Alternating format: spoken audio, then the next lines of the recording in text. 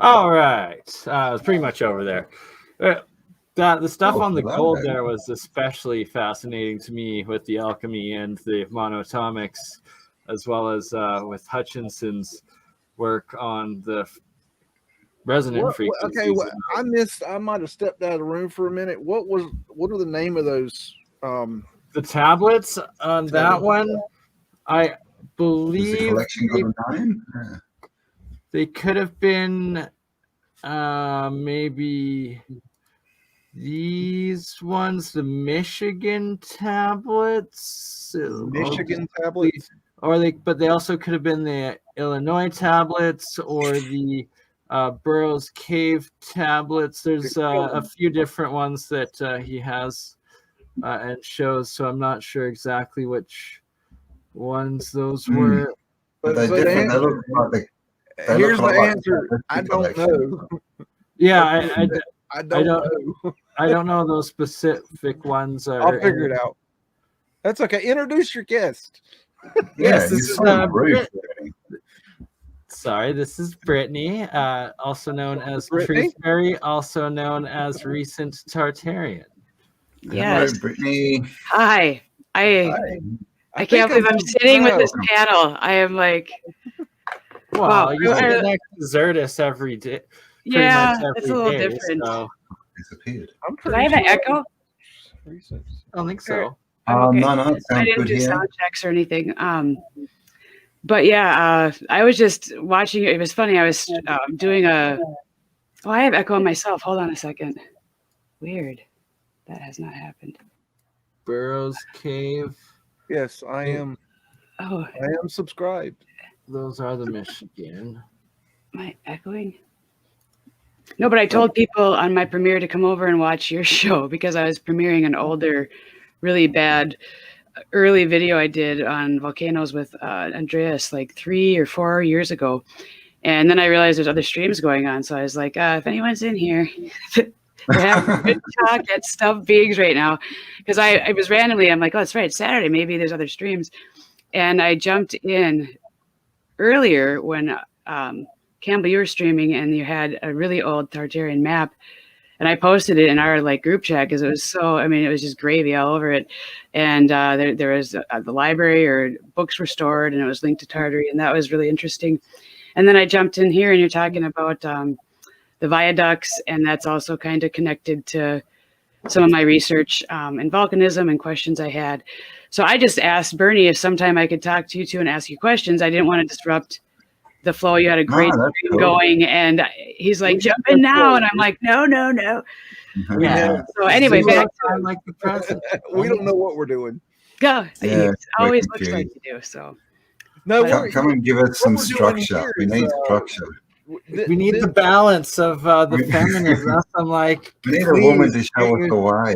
Exactly. Oh yeah, definitely. The balance is wonderful. What so the what ones we're trying to do here is I call it the mud flood flash mob, and the idea is that basically any time that we're interested in just going live and saying, hey, I'm going live, let's go live for whatever, and just anybody can start this thing and we just go live, and if we're available we jump on, and there's no structure to it. It's just like, hey, let's just chat.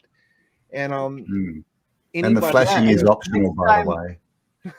Beags, we'll have to set it up on Cambell's their account there, so we'll add your channel and we'll be able to go live on all the channels, as it's already got Zertis's and Britne's Recent Tartarian hooked up to it. I know, right? I'm going to go on one night and just stream on everyone's channel and do something really inappropriate. Yeah. Oh dear. Suiciding the community. Take me off. Yeah, exactly right. I'm going to hold you all hostage. Asking about viaducts. What would you like to know about viaducts? Well, it's just fascinating.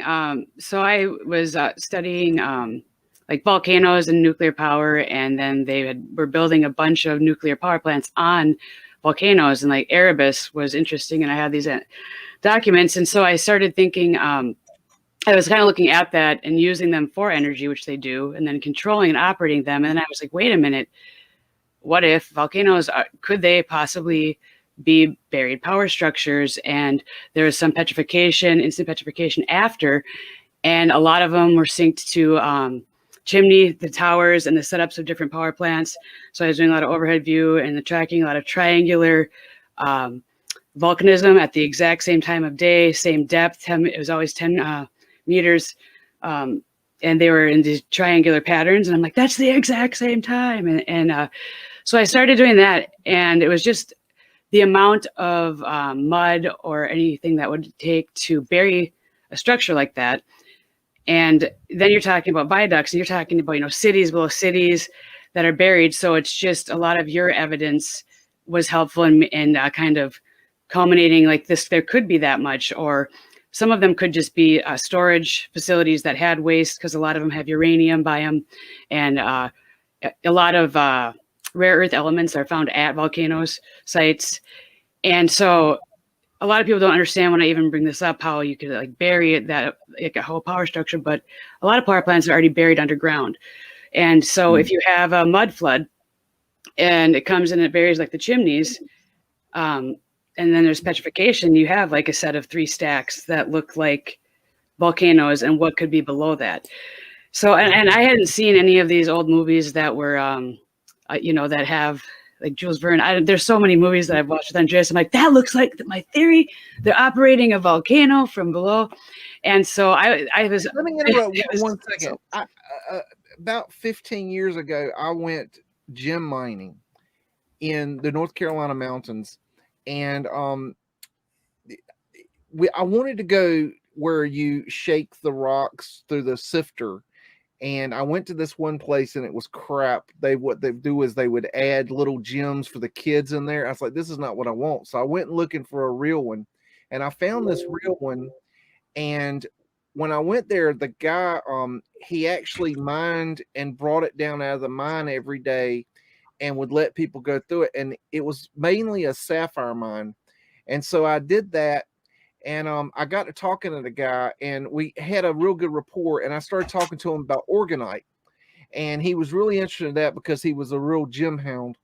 And then I said, the next day I was like, you know what? I think I'm gonna make that guy some orgonite. So I made him about 80 discs of orgonite, and I took it to him. And I said, you know, I really appreciate you taking your time talking to me about the gems and everything. And I just thought you would really enjoy playing with this. And I gave him this orgonite.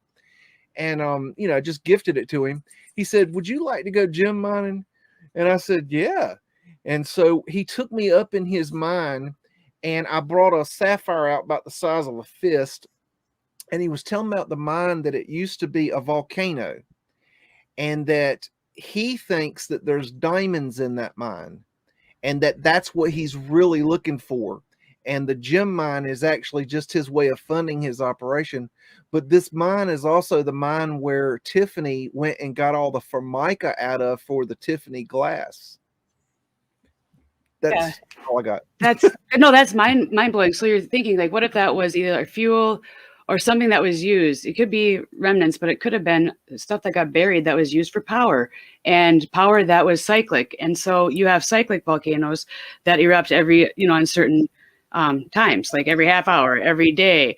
And so and I'm not saying that there's people that have blanket theories, like all volcanoes are like geysers too, though, right? Like, it's you have to look at it from overhead and then try and imagine all the layers gone of flood, what it could have been, and getting overhead views of salt mines, hydropower, all the different types to figure out which of these systems that are buried now were interconnected power grids. And you have like volcanic peninsulas, provinces.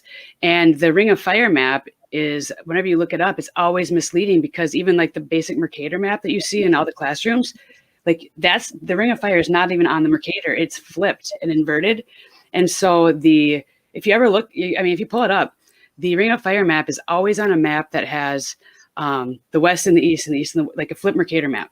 So when you put it on like the map that the United Nations uses, it's like an outside ring. And that's also interesting, because it's not just within, the Pacific. So there's a lot of Atlantic. I don't even know where they say it is. anymore. I was looking, you know how when you're watching YouTube shorts and you flip through videos and it shows you all different kinds of things. I was flipping through the other day and I showed this into the old Cambell. Has she been has she been invited to the research group? No, sir. Not yet. Okay. Yeah, Britt, we should vote. I say we. Curtis is in. I thought it was a boys' club, man. Come on. Yeah, I don't need to join. No, I can't believe I'm here. This is so exciting. I'm trying to not have my voice wavering. Oh, no. You guys are like, oh my God. Well, the volcanoes too. So I was watching YouTube shorts and I'm flipping through and I shared this with the group the other day, but Eddie Griffin, the comedian, popped up and he was going on and on about the pyramids. And I was like, why is this fool talking about pyramids? And then I started listening and like thinking, wait a minute, he actually is thinking like pretty deep about this. And then all of a sudden he pops off with, this is what caught me. He said, yeah, and they had viaducts going to the pyramid. I'm like, back up. What? So someone else talking about it. Like, how did he get to that point? You know, because you're like kind of the one bringing that to the forefront. Welcome. I refaced myself as Eddie Griffin today, which is kind of another synchronicity. As I came into your chat, I'm wearing dinosaur earrings going through my ears they're very random. And when I popped in and so you're talking about dinosaurs, and that was the only thing I caught of the last conversation. So that's why I didn't want to just totally jump into something else. I'm sure y'all will remember there was where you had the Nile, and there's the story where they took the parts and the whatever from the Nile to the Great Pyramids for construction. And I was wondering if maybe what they're talking about, the viaduct, was the road that they used to transfer these materials. Now, I don't know. I'm just saying this is what this guy was talking about. And it really caught me off guard. I shared it with the group and everybody else was caught off guard. So we don't know what the hell's going on. And we have another guest. Hello. Hello, Julia. Welcome. Oh, Julia, we can't hear you. Can't hear you, yeah.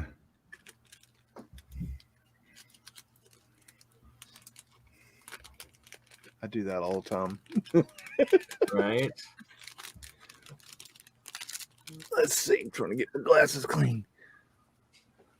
But volcanoes, and they all say the underground volcano passages or ventways, but really it's these massive, like, I think they're like hundreds of miles of underground tunnels coming from all the volcanoes and old volcanoes. Oh, the lava tubes. Lava tubes. Yeah. Magma chambers are also in size. If you look at some of the magma chamber sizes, and Oklo, the natural nuclear reactor there that they found, the dimensions they're really grand in scale, but if you scale them down, it's almost like a superpower structure. And there were 16 of these allegedly in Oklo, in Africa, the natural uranium mines, but there's only one left for them to research. And if you look into Edleed Scanlon and Sweet 16 and his decoding A Good Book for Every Home, I feel like that's somehow linked to this site where all the uranium was taken from these natural reactors. And they have a bunch of people explaining them. It's shit where it's like they say it's a multi-million-year-old nuclear reactor thing. And they say there's one, but if you do the research, there's 16. And there was a volcanologist, a French volcanologist, I should know his name. Forgive me. I'll get that. But there you go. Okay. We got you there. Welcome. We have Julia. Welcome. Julia. Hey guys, if you ever have trouble with StreamYard in any way, if you'll drop out and come back in, sometimes that fixes it. StreamYard's weird. StreamYard is weird. It thinks it's a woman, but it's Welcome, a man. Julia. So do you think these volcanoes, are you talking that you think that they're power plants, like, or is it some like, okay. I think some are like Mike nuclear? Pereira waste piles or storage. So if you have something stored that's radioactive and contained and water seeps in, you're going to have an explosion. But if you have a nuclear power plant that's set, or any type that's set to function and it's below the ground, and if they had more advanced power, it could have been set, for who knows how long if you're using diamond batteries. You know, that's thousands of years they're saying that you can power something. So if that got somehow buried and is self-sufficient until self-sustaining and non-destructive until something maybe does seep in or leak in. Overheated or something, or right. But the submarine volcanoes. That the volcanoes run on the way they tell us. I think there's something else going on there. I don't know what. But yeah, submarine volcanoes. Over millions in the ocean, and they, if you look at those now, they're drilling them for different minerals, and some of them they literally have things called chimneys, and you'll see different colors of gases coming from the smokers of submarine volcanoes. And yeah, I'm not having parabolia here where I'm like, that looks like a chimney. It's it looks like the structure of certain types, and so I think there's so many different times possibly with reset and the different types that were used that they could be interconnected. And so I've been tracking the different types, and I'm telling you, it's 2 years, and they have subcompartmentalized volcanoes to where you'll go like bonkers, trying to understand and comprehend how they're all differently labeled. And you can call anything a volcano. There's like a gas from the ground. That's a volcano. We have to bring it up with Dutch Synths, and I need to get Dutch Synths on Michael. Long overdue, but today his latest video, all he could upload was like a 45-minute or 45-second clip from his cell phone showing that his power had gone out for the 112th time, or 120th or 112th, one or the other, while he was trying to do an upload, and like his battery bank powering his router just to like upload this 45-second video. And then like 3 hours later, YouTube took down his little video as well. And it's like, it's completely been erased. And then it was like 12 hours before that, it was his video, his previous one that's still up, and it was showing him from like Twitter not being able to access his videos on YouTube anymore, and like it being censored like that way. And it's just like, oh god, man. And all this guy does is accurately forecast future earthquake and volcano eruptions. I know, right? You think the Weather Channel would be like offering him money, but instead they're trying to shut him down. It's like, what? Julia, this format tonight is something new we're trying. I call it Mud Flood Flash Mob. It's something that me and Cambell talked about a while ago, where we just jump on and we just talk about what's on our minds. So at any time, jump in, talk about whatever you want. It doesn't have to be mud flood. That doesn't matter. We're just free flowing. Tablets. Talk about the tablets. Just free flowing, mud flooded. But no pun intended. They were talking tablets before Julia came in. You guys were talking about tablets? Yeah, tell them about a little bit about your background and what you're doing with the tablets. And okay, so there's this ancient tablet. It's got Proto-Sumerian on it. It's got cuneiform on it. And Wyatt Earp, they say Wyatt Earp found it. Right there. Wyatt Earp? Yeah, Wyatt Earp gifted it to his mining partner and his best friend. And he left it, who was his pallbearer at his funeral. And he left it in his family. And now his relative has it. And they've been trying to have it dated and like gone to museums and everything, but it predates textbook history, and it was found in Arizona. And so there's a guy who specializes in cuneiform working on it, and a guy who specializes in Proto-Sumerian and decoding stuff and translating it, and they're working on it. And I got approached, and they had me because I'm a remote viewer, and so I remote viewed it, and they only told me about one side of the tablet, where I did some pre-sessions on it, and I was able to see things that were on the other side of the tablet. So they were like, oh, okay. Like, we were skeptical, but like, we want you part of this project to, and so it's just interesting, the stuff that's popping up because of the third language, that, as, it's like Vincan, Tartarian, how you decode something of that. And diving into this project is just fascinating, because Rex Bear from the Leak Project did a couple shows on it. And they're calling it the Tablet of Inanna, and there's beings on it. And what? Inanna? Yeah, they're calling it the Tablet of Inanna. Does that have any connection with Anu or An? The sun god from Samaria. Well, yeah, a connection. Yeah, Inanna is like the queen of heaven. Brett goes into that actually quite a bit, doesn't he? Okay, all right. And yeah. So you guys are talking about tablets? What were you talking about? Yeah. How do you? If you don't mind, I'm trying to look it up right now. How do you spell So it? you know when you're into alternative research, when people are like tablets, tablets, and then I asked him what those phone. tablets were, and he couldn't. He gave me 15 names of 15 different kinds of tablets. Well, So I there had are no idea what 15 we were talking different sites that videos and projects Terry Carter has done. Well, There's yeah, literally Terry Carter's just supposed to do a show on this tablet as well. We've been Really? talking to him, and he Awesome. already So- Terry Carter Okay, has already done one with JB, and they've already done a show on this tablet. And Nice. have you got pictures and stuff of this tablet? Yeah. Okay, well, we should probably do a show on it then, and you can show us all. Yeah. What's the guy's That would name look that cool. goes Pictures. around and he does the mineral checking? It's on a History Channel or something, and he investigates Scott things Wolter. like this. Scott Wolter, I think, Unearthed America. He's unearthed that guy. What do you think? Has he looked at that? You do a bit, might Birdie. have, and if not, he What- should be the what's in- one to get on it, and I'll ask Rex. What's interesting is there's a lot of Put it on. professionals that don't want to touch the tablet. It's almost like they won't get funding. You know what I mean? If Yeah, they're no. attached to some- Scott Well, Wolter more than is that, the they can exact lose their opposite. He does. jobs. He actually has done several videos with Rex on like figuring out these different old pre-Columbus Sumerian Eastern Orient tablets in America and trying to verify them and whatnot. He's pretty awesome. He'd be the one to get on it. So The Orient's an interesting name, isn't it? we should try Is to that where make you that orient happen. yourself from? Do you mind writing how you spell it, the tablet in the private chat, and then I'll try to Oh. bring up a picture of it?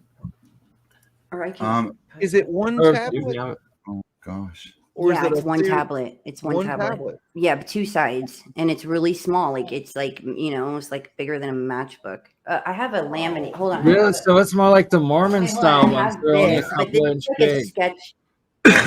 That's it. Oh, This is hell like a- yeah. Wait. Holy hold on, glory. and then- Oh, that's got Like, that I even same laminated- uniform kind of looking stuff. we on allowed it. to see this? Is this Oh, like wow. This is amazing. what's that? Oh my Oh, god. it's I'm Blair. letting Hold Britne it, hold come on. around Yeah, now. let's try it again. That's all we get. Yeah, hold that. Yeah, hold it so we can. Wow, it's glared. There we Yeah, go. that's good. That is But cool. I have because I wanted that, but hold on. But yeah, I could here. Let me. I'll pull up the. I'm like talk about something else. I'll pull up the picture so I, and I Yeah, was I'll just just. going to say, there was a bit of talk about the volcanoes and blah blah. So if you look at what are they called, tailing tip or a tailing spill tip from mining, it looks exactly like a volcano. So Oh, there is a I bit of would thought that they say might be, yeah. many are Probably old been- mines. That a lot of mountains will get labeled volcano or mountain, and it'll change. There's Minnesota's crazy. This is also why viaducts were so interesting to me. We have Wabasha street caves there that are allegedly dug out for prohibition times, and the Wabasha street. Oh, did you find it? We don't have to go into this yet, but let's look at. Are we looking at this? I don't want to dive into Can viaducts. you open image in new tab, Bernie? It might be bigger. Is that you doing that? So Bernie? you're looking at. Brian's okay. muted. I'm trying to find some of the Father Crespi golden tablets that also look like they have Proto-Sumerian writing on them. Yeah. Now they're as a gone now, right? comparison. They got disappeared, right? Some of them have been refound, apparently. Interesting. And that they're also very similar to the tablets of the Mormons, right? And John Smith and all that kind of stuff. Right. The golden plates, is that what they're The golden plates, yeah. Because I mean, look at that picture there. They're golden Right, plates. all Right? the golden plates, the different golden tablets, literally getting found And then everywhere in the There's world. all the stuff that what Well, was his those name? right there Carl, were Proto-Sumerian, is probably. it Carl Monk. No. Yeah. The guy with all he's got the pyramid that's got like the the stuff that only shows up under ultraviolet. Oh, that's Who's that? It's not Austrian man. Yeah, he's Austrian. Yeah, he's got a really thick accent. Sorry, Well, that that's comes to me. Crispy right there. It's kind of hard to see. Is the one on the left? That's Crispy. Klaus Donna. Klaus Donna. Yes. Yes, he's also got a lot of these Proto-Sumerian looking ones from South America and whatnot too. And yeah, that's Father Crespi in the pictures there. And see that one up in the top right. I mean, how those Babylonian, European, Egyptian, and Babylonian, Sumerian does that look? And that's from South America. And the one below it in Ecuador, like it's just why aren't there more? Come on, they don't want. Man, I mean, it's being scraped, eh? I'm always giving up on search engines because they're so bloody censored. Yeah, that's Pinterest. Pinterest is a really good site. Just good call, actually. Because they seem to have forgotten to censor Pinterest, so that's good. And don't Pinterest actually is like AI that freaking works in your. Yeah, you guys should start some Pinterest pages then. Favor for I actually do have one. I want to follow it. Yeah. Is it AutoDidactic? Why isn't it loading? Yeah, I think it's AutoDidactic. Yeah, go to Cambell's. Hold on. I don't even know if I still have my Pinterest. I love that. I was gonna do information tidbits and stuff too, but I haven't. Teacher, right? Go to my. It's also a great place to store your images, right? You know, you store them all there, and then you can't lose them. See, I just created this. It's my little backup with all the podcasts on a Pinterest. Anywho, where's the golden tablets? Kapoo. Let's find a couple of the good ones. Why isn't it not working? One of my favorite pastimes is taking a world picture and doing reverse image search. Yeah, how do you do that? Reverse image search. Julia sent really wild stuff. Actually, Beags, do you mind sharing and showing how to do a reverse? But she sent you those images, Burneye, on the astrosophy chat. Just so you know, the astrosophy. Welcome back to the 1990s, guys. We're learning how to use Pinterest. I need to. Let me find something weird to look up. Oh, I found a weirder picture. The better it comes out. They're here. Let me see. Oh, here's one. Oh, she sent them. Gotta put it back up again. Oh, Julia sent them to you, Burneye. They're in the astrosophy chat. I sent you a link to the Terry Carter video discussing it. Okay, that's what I was. Can you bring them up on your computer, Burn, or have you only got phone? Ooh, I don't know. It's on through Facebook. I don't have. Oh, you want me to email it to you? Yes, please. Okay. We will have to send you girls. And we were just talking the other day that we need some female input in our little research center. We need the balance. Exactly. I have to invite you, and then you can send us stuff over WhatsApp. Yeah. Okay, I'm gonna let me present screen. I'll show you how to do that.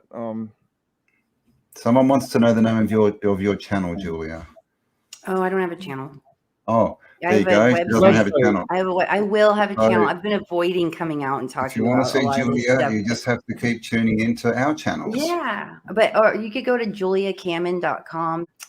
On Instagram is Holly Julia's, like Hallelujah, but it's Holly Julia's. Nice. I get it. Most people they call me Haley. I'm like, I'm not Haley. Yeah, I was trying to. I thought it might be like Hale, like Hale. All right, here you go, guys. All you do to do a reverse image search is you go to Google Images, and then hit this little icon here with a little camera, and then you upload a file, and then you go to let's see, let me find. Okay. Oh, and you can do this with image. Oh, this is how you do image. Cool. Because I know how to search them online, but once you've got them, it's hard to search for them, isn't it? Now, there's two things going on here. First thing it does is it pulls up this screen here where you have, it'll pull up these cool pictures here on the right, and you get different versions. Now, sometimes it'll bring up different things, like you got, that's a different thing there. Now, then you can go to find image source and you hit that sucker. And when you go down right here on the bottom, it'll show you different places where that image is sourced from. So you can find the actual original website. Exactly. Now, then here's where it gets interesting. I find if you view similar images, this is when it gets weird. Now, this image didn't come up with what I would hope, it would come up with interesting, because this is chickens. I don't know what the hell this is. But when you do this, sometimes it'll bring up some of the weirdest stuff. And you can do research that way. And because there's a chicken on the very top. Is that what? Okay, that's what it's picked up on. It could have, yeah. But it's another way to research. Yeah, that's cool. That's now you've given. Like I was just thinking this morning. I was going through my pictures, and I'm just thinking, so many of them aren't labeled. How do I find it? And now, thank hours of labeling images.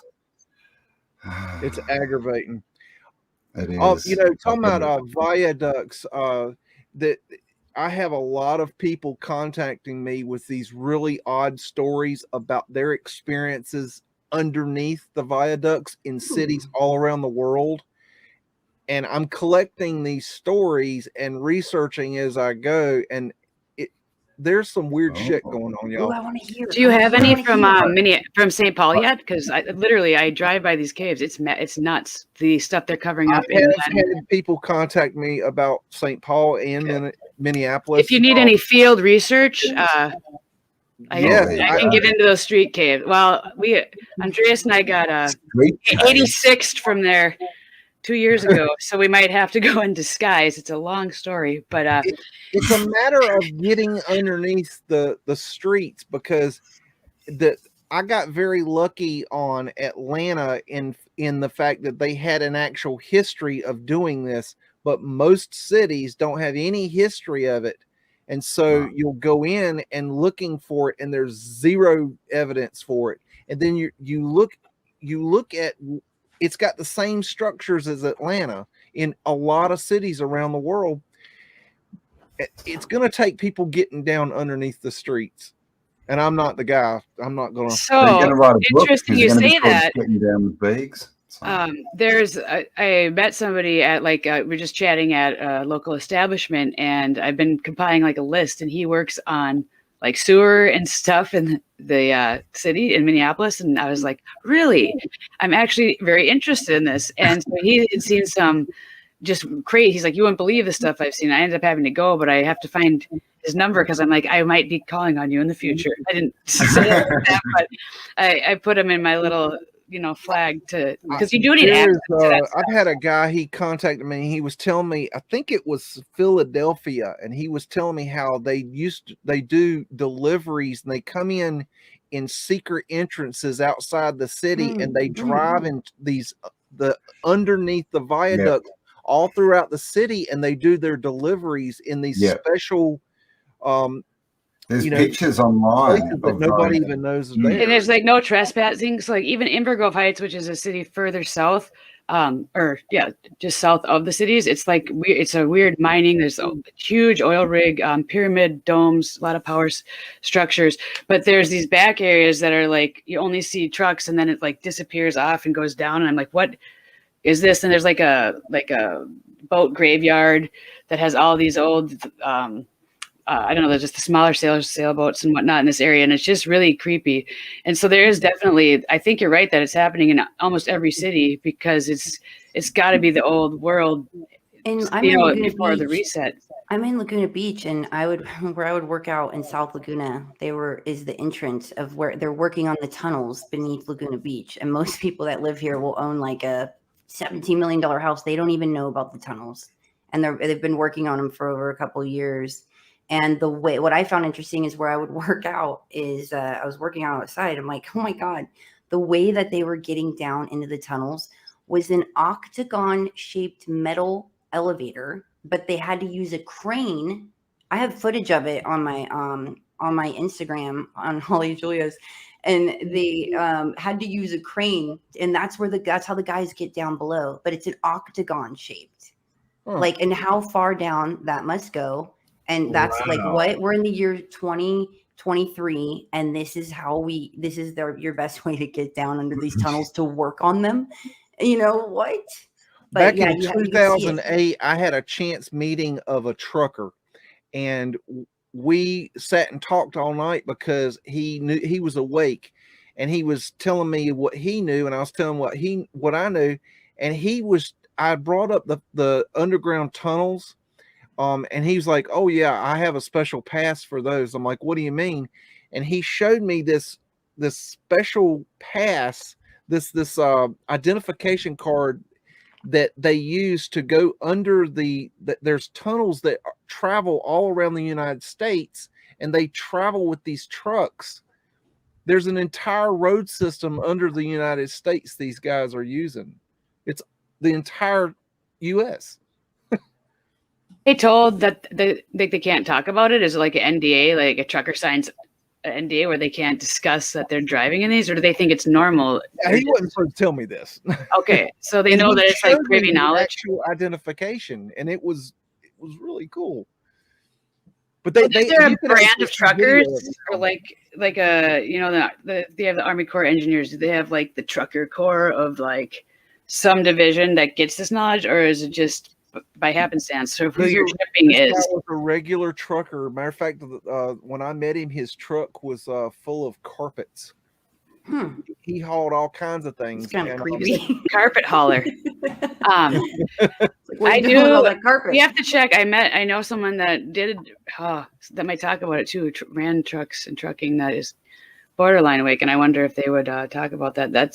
It's good not to know every trucker, but it's certain truckers have the ability to do these runs underneath, and you can actually see videos. I don't know if you can now, but at one point you could find videos on YouTube of people taking videos of these underground roadways. And what are they shipping, or what's the cargo, or wait, shipping? Everything. Anything. It's like Amazon, like any type of thing. It's not like your uranium manufacturing plants. I think it's a little bit of probably military, but it's also probably them shipping things so they can get things around the country without being locked in traffic like everybody else. So not food or anything, not anything that are practical. And avoiding the law and all that. There's probably a lot of contraband. Avoiding the law, yeah. Yeah, interesting.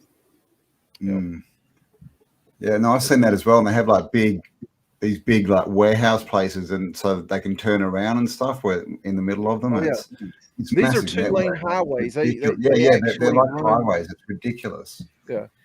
It's kind of like, though, if you look at the and we've got up here, man, we can't even get a pothole. There's a cable array too on the ocean floor, and there's different variations of it, and that is also linked to a lot of volcanism and not just internet and telegrams. If you look into that and Woods Hole and what that used to be, or at some point we should pull up the volcano app and I can show you and ask you questions, because you all would know a lot more about what I'm showing you than what I'm just trying to put together, I think. So in the future. So is there a link between volcanoes and pyramids? Yes, for sure. I think, especially because of what pyramid means, fire, I think, and energy. Fire in the middle. Yeah. And so if a pyramid got flooded too, who knows? You have to, mountains. Is that what they are? That would give them the shape. Think about a pyroclastic blast on a pyramid, is going to look like a mountain and probably decompose and such. So we need to use all of our detection. Like, we have to go and be like, what is in this mountain? I look at hills, everything. I'm just like, I wonder what's really under everything I'm looking at now. A volcano. In your description, how would you describe the structure of a volcano? Would you describe it as a structure? Would you describe it as a formation? Oh, I love this question. So if you want to see how it is described, it's madness, because anything that has gas, water, mud, any type of liquid substance coming from it can be labeled a volcano. So that's the big, is that misnomer that they're just like, you can, because I was like, there's 3 types of volcanoes. When I first started studying this, I thought I had it all down. And I'm like, wait a minute, how is that a volcano? Wait, that's a caldera. Wait, that's, and so they have different types of eruptions and stuff of volcanoes. And the volcanic index, the volcanic explosive index, because I was looking at that compared to the nuclear blast index and trying to figure out power and the data they have on earthquakes and volcanoes, which are also a lot of times simultaneous tsunamis, are caused by submarine volcanoes, which is an interesting fact that's almost, I think, the narrative most of the time is that a wall of a submarine volcano has fallen over and it creates this giant wave. And so, yeah, it's just madness. I used to think a volcano was like a structure that had lava that came out of it, like a Stromboli volcano. So Stromboli volcano is the one that you do like in your science class. It's Hawaii. They also produce lands, and land can come from volcanoes. So atoll islands, the atolls or whatever. If you like drops a bomb, a lot of the like fishbowl is down, I believe too, and you're bombing the ocean floor. And so then, well, now something's coming from it, so you could label it a volcano, or you could say that you're mining it, or it's just nuts. And yeah, so I used to think volcanoes were like Stromboli volcanoes, that's a volcano, but it's so broad now what they are labeling and not. And then there's extinct volcanoes, and then there's possible volcanoes, probable volcanoes. They started adding more labels to volcanoes as I was studying it. I'm like looking at it, there's a brown volcano everywhere on my volcano. I'm like, possible volcano? What does that even mean? I'm trying to see if there's like 3 or 6 of these, how far apart they are. Does it look like this type of power plant? It's like, and I know it sounds crazy, but to present this as a theory, that's beyond what people are saying. If they're saying it's all mines, it's all waste piles. And I understand people showing data, evidence of that, and I'm seeing it. And I'm like, why isn't that a volcano? I'll see something like that should be. There's steam coming from it. I better, contact someone so they can add it to the list. So what is your main focus with your channel?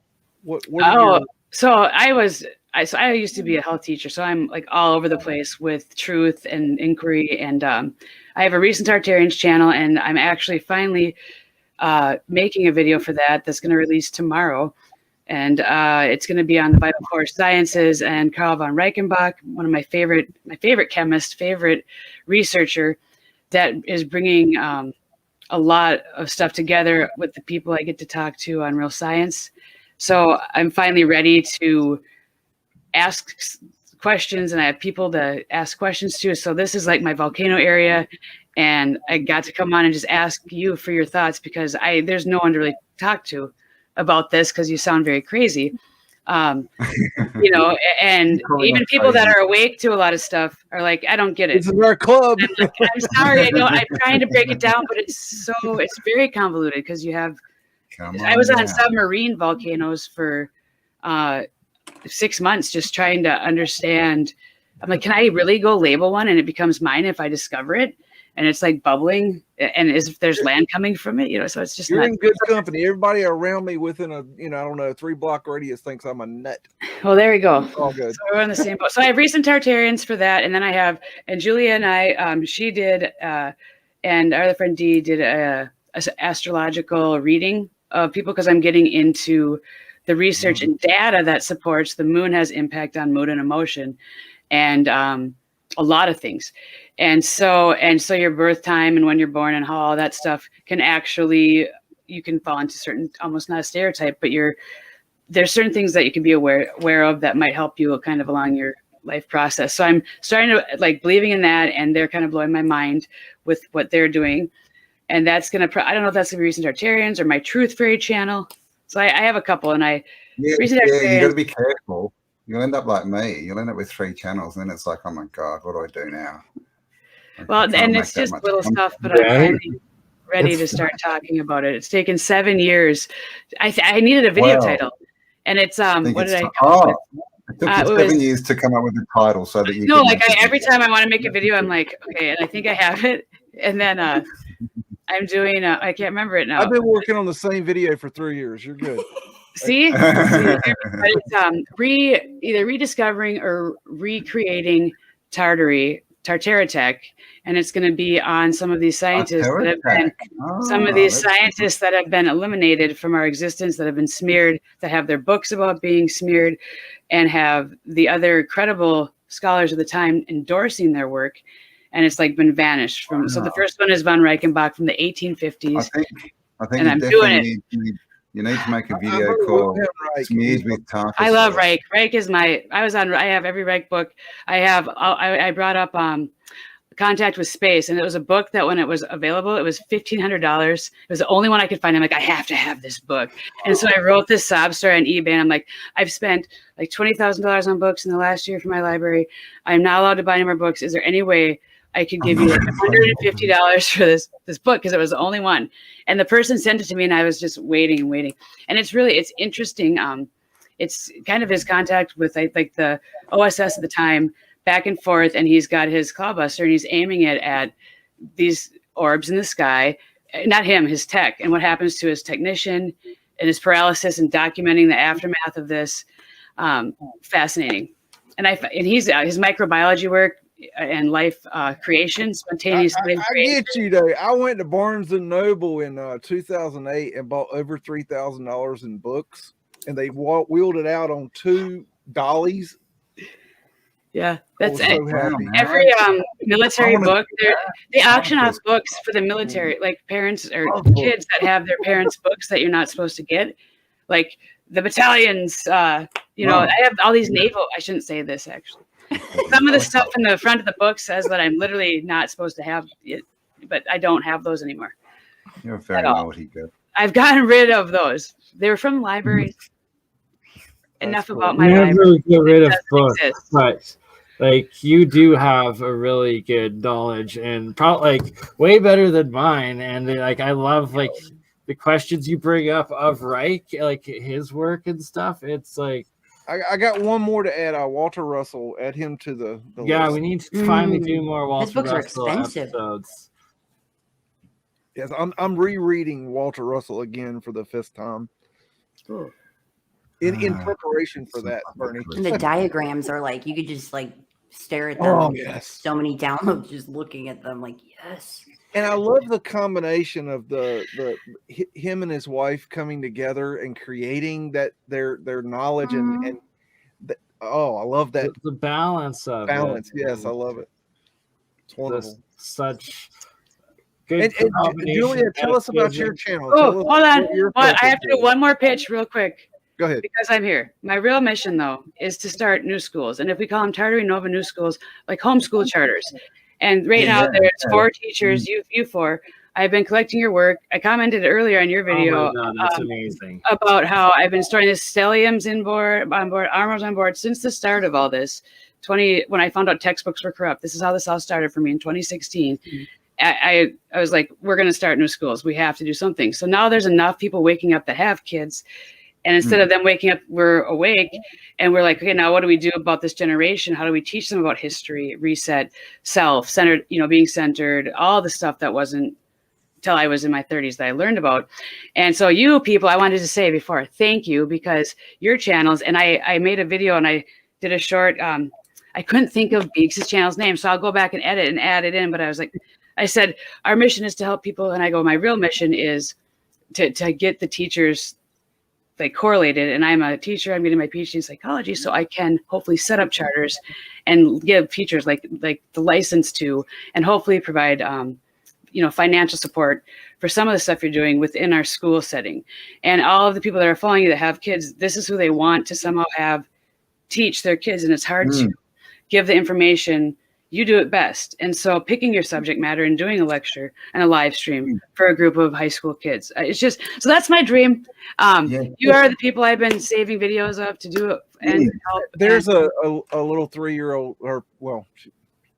she's 5 now, but she lives next door and she watches cartoons, and I am terrified to watch cartoons with her because the crap that they're teaching her on there, they are very clever. Yeah. It's, Well, we have creative minds too that can be creating. We have comics. Andreas's network of people too. He's got comics. He's got voice actors. He's got people that were animators, and we have AI animation. So we can create a network of incredibly funny and creative cartoons. And you know, it's just so like what you're saying, expanding upon that. It's like kind of a new world, and we have the freedom to create it. We're not doing anything bad or wrong. We're not giving misinformation. We're offering education. And it should be certified. That we don't have as a community. We don't have any sort of children's network of material. It's all adult oriented, and so like or high school. But here's the thing: they're talking about you know, outer space and stuff in 2nd grade and 3rd grade, and you know, getting books read to them on the space station. And I have my son saying, it was pretty convincing, Mom. And I'm like, well, let me talk to you about, you know, that's actually in low Earth orbit. So I have to try and explain this to a 3rd grader. And I'd rather have the teachers be doing that. You know what I mean? I wish there was an expert for each. And I'm going to have to, my daughter plugs her ears in science, I guess. I'm like, don't do that. I want you to listen to everything they say and just tell me, and we'll talk through it, and I can explain it. She's like, well, the teacher didn't see it. And I'm like, I don't want you to, but my kids are in school. And they have to listen to the teacher because they has to pass that damn test. Oh, don't even get me started on that. That goes back to the whole. The other thing is we need educators, not teachers. You know, teachers and that's yes.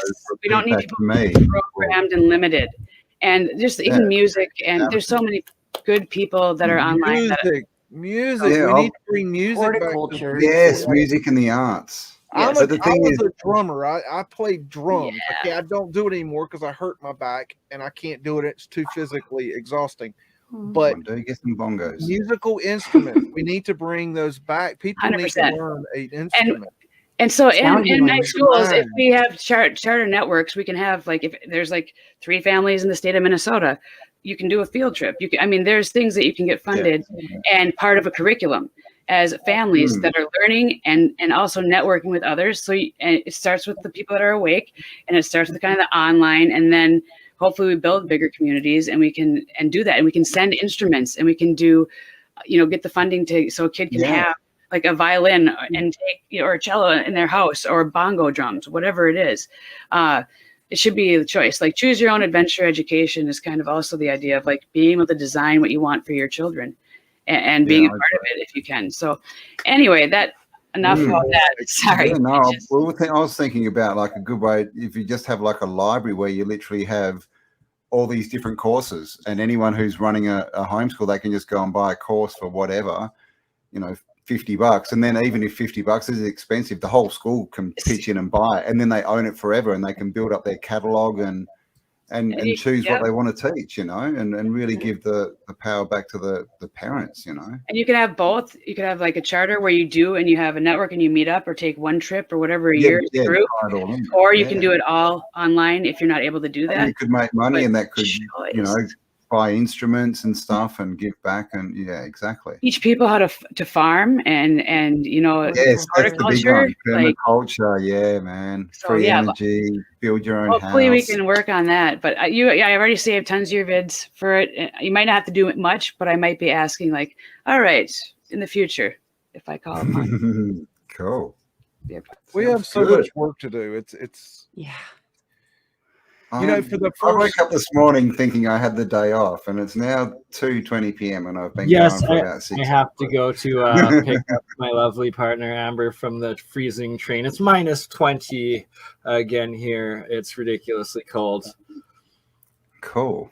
It was so nice to meet you. It snowed a foot and dropped 25 degrees. This is blessed. This is the greatest thing ever. Thank you. Julia, I wanted to hear more about what you're doing on your channel. I'm okay. Right now I'm linked up with Recent Tartarians, and that's what I'm doing. I'm gonna have a channel, but probably in the summertime I'm gonna do it. Right now I'm focusing on like I got the tablet project, and I have these conferences. Biomed Expos. Yeah, Yeah, you're going Biomed down to do an Expo. expo soon. Shasta? What is it? Yeah. An energy thing, isn't it? And well, the one with Rife is going to be in a couple That's right. weeks. Yeah, Okay, that one's going to be in a couple weeks. But then there's the Biomed Expo in LA, March 24th to the 26th. Then there's the Mount Nice. Shasta one in June. And then in Vegas, I'm presenting at an alien event. Laura Eisenhower is going to be there. Brad Olson, James Rink, like we're all speaking at that, and that's in Vegas in September. Right. Wonder Woman.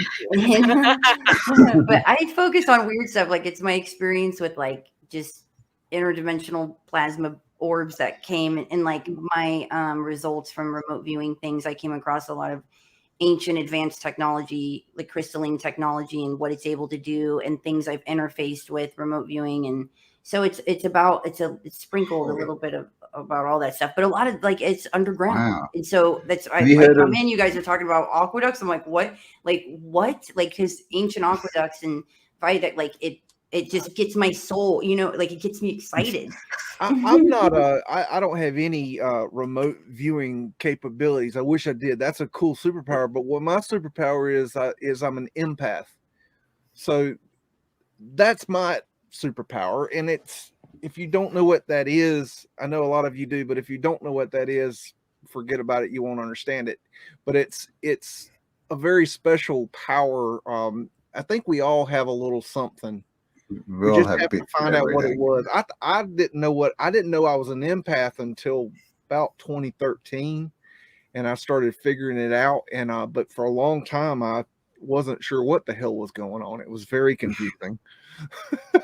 Oh, absolutely. We all have gifts and abilities, and it's about unlocking them. We're like a little puzzle piece. We're like, this person's clairaudient, or this person's just, and then coming together. But I believe we all have remote viewing capabilities, and that's what we talk about on Recent Tartarians. Like how to help activate those. That's what it's all about, and that's what I teach. And what I do really is like consulting is people on my website juliacameron.com, like they come to me. It's almost like I call it soul development, because like work with them on their blockages and things that happen to, because there's a lot of ancestral karma and bloodline stuff and things. It's like, be right back, I gotta go. Oh, sorry. Restart the trip. Yeah, man, don't leave the girl freezing. God, get out of here. Poor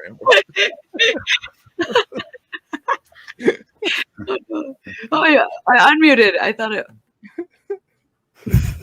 No, that's a very good point. Is one thing I learned, and I woke up 15 years ago this month, and one thing I learned is that we all have these abilities for telepathy and clairvoyance and empathy and being an empath. We have all these things, prophecy. We have all this, but we have forgotten how to use it or how to activate it.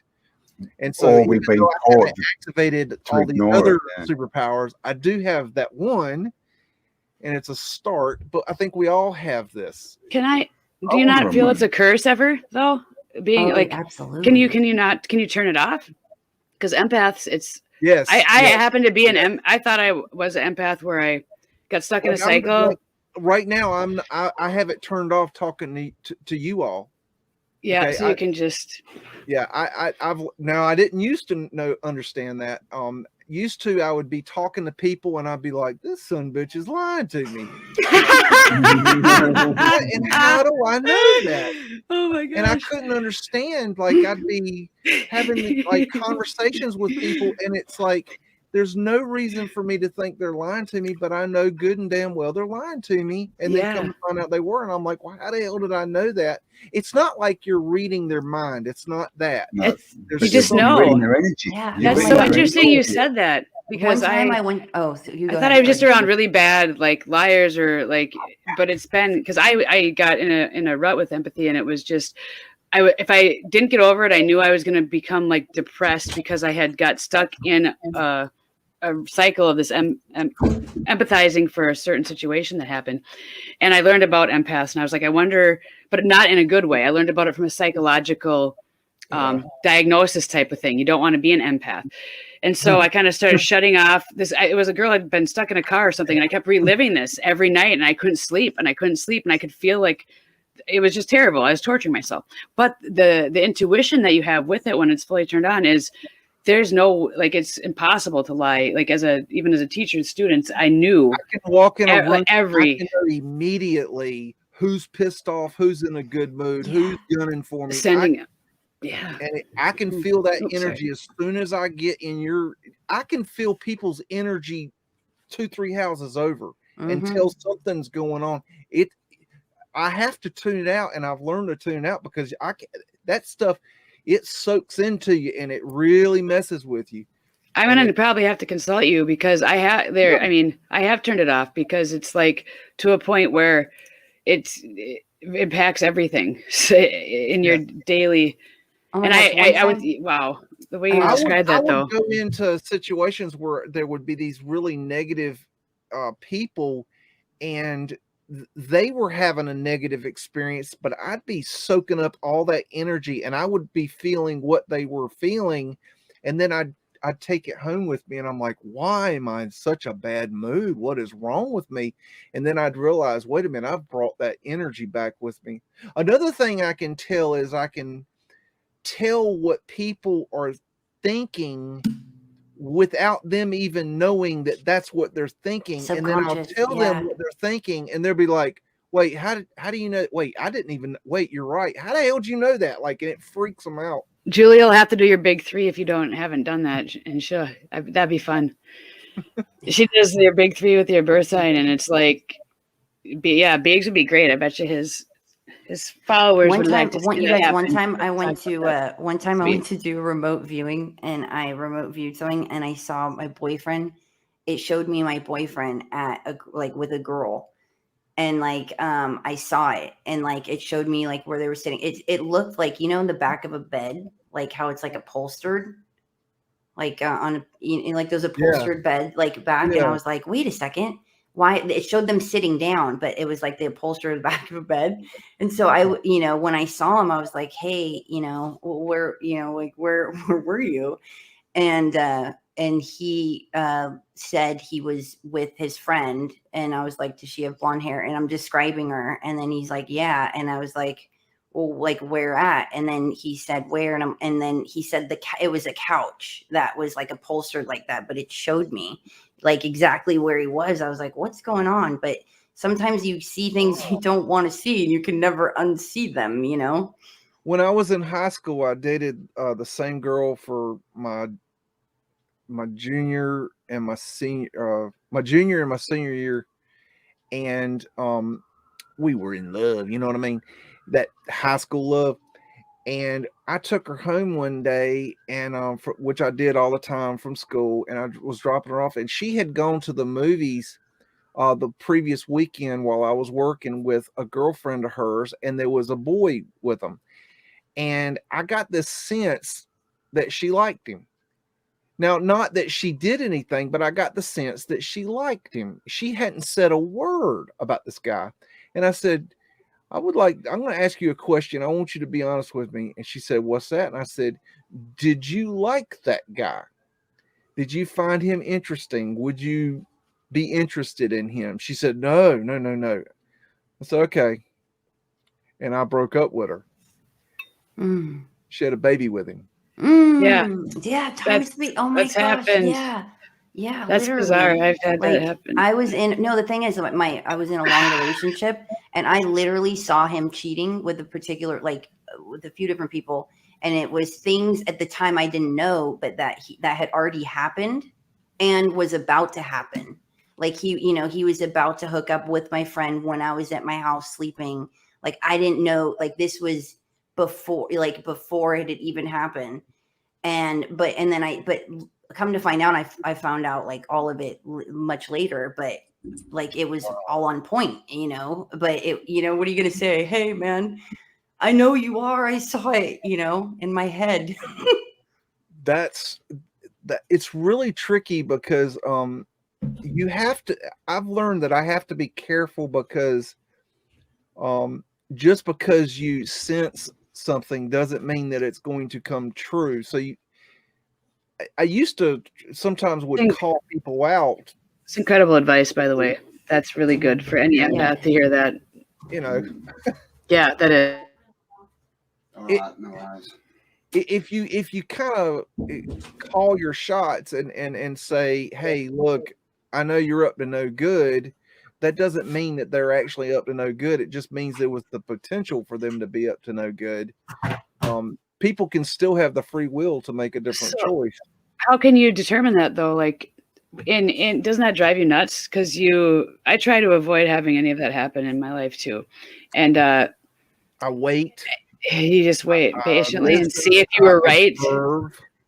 You don't want to manifest it and give it more potential energy. Yeah. Well, a lot of things that help too is like raising your frequency. Like I'm a big believer of dance therapy. Movement is medicine, and getting and moving, like whether you should do a dance class with these guys, Julia. Yes, you guys want to do a dance? Oh, you're back. Do you have low mobility? Yeah, Julia's I don't know, man. Science is last time I tried to dance, it was quite embarrassing. One of the best things that I ever found in my awakening process was spinning. I haven't done it in quite a while because it was actually raising my vibrations higher than I could handle. But spinning was if you will try spinning, it will trip you out. If you know what spinning is. I have to take off to pick up Amber. Sorry to. Aren't you gone yet? You're gonna find her dead on the side of the road. She's on the a heated train up. I was just pre-starting the truck, but now I have to go. I want photos, and if there's an icicle on her nose, you're in trouble, buddy. No, I'm not, but I will be if I don't leave immediately, and that's why I am interrupting. But I did in the private chat post Julia's video by Terry Carter of the tablet that I just was also showing next to us. That was the one you reviewed or whatnot. We were learning about like empaths and lots of stuff, Bernie. We're soul searching here. I'll be listening on YouTube. Okay. See y'all in a bit. Love you. Thanks. Yes. Yeah, much love. Searching. You go search for your girlfriend. Oh my goodness. Anyway. Movement is medicine, and it helps it helps the insights, and it helps balance like the differentiating what is ours. Chauffeur. Sorry. It helps differentiating like what is yours and what's your neighbor's, what's the guy around the corner, what they're feeling, because you pick up on the thought waves, you pick up on that frequency, and then when you raise your frequency a certain height, or it's able to like shield out. Are you arguing that dancing raises our frequency? Well, doing certain things like exercising your creative and physical energy, it or else it becomes destructive, but also it raises your vibration to where you can differentiate. You're sharper at ridding things from being absorbed. Mm-hmm. So it's also like a way of doing what's called spinning, and I would stand in a field and I would spin. That kind of spinning. So that's like ear crystal spinning. You're activating your chakras, and I was getting to the point where I was literally able to manifest things like very quickly, and it was scary. I wanted to go spinning with you. What were you spinning? We should do a spinning class. This is not spinning like cycling spinning. This is spinning with with your arms out. Like what I wanted to do when I heard Amro's music. I heard music that made me want to stop my car and do that. Nathan made. This is really weird. Nathan made he orchestrates music, and then he tries to have people like play it that are musicians, because he writes it and then he can play it, and then it's crazy.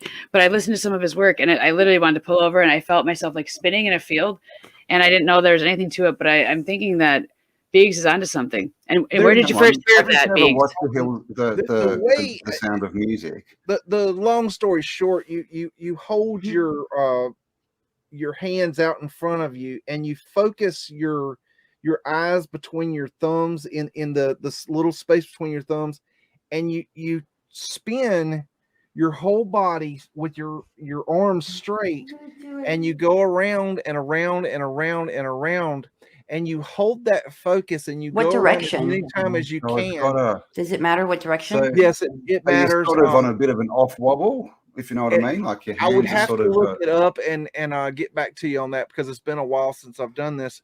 But you would go. I would usually do about 75 spins, and then you stop. And if you do it properly, you'll stop and you'll bring your hands in, and you'll find your balance, and then you'll just walk out.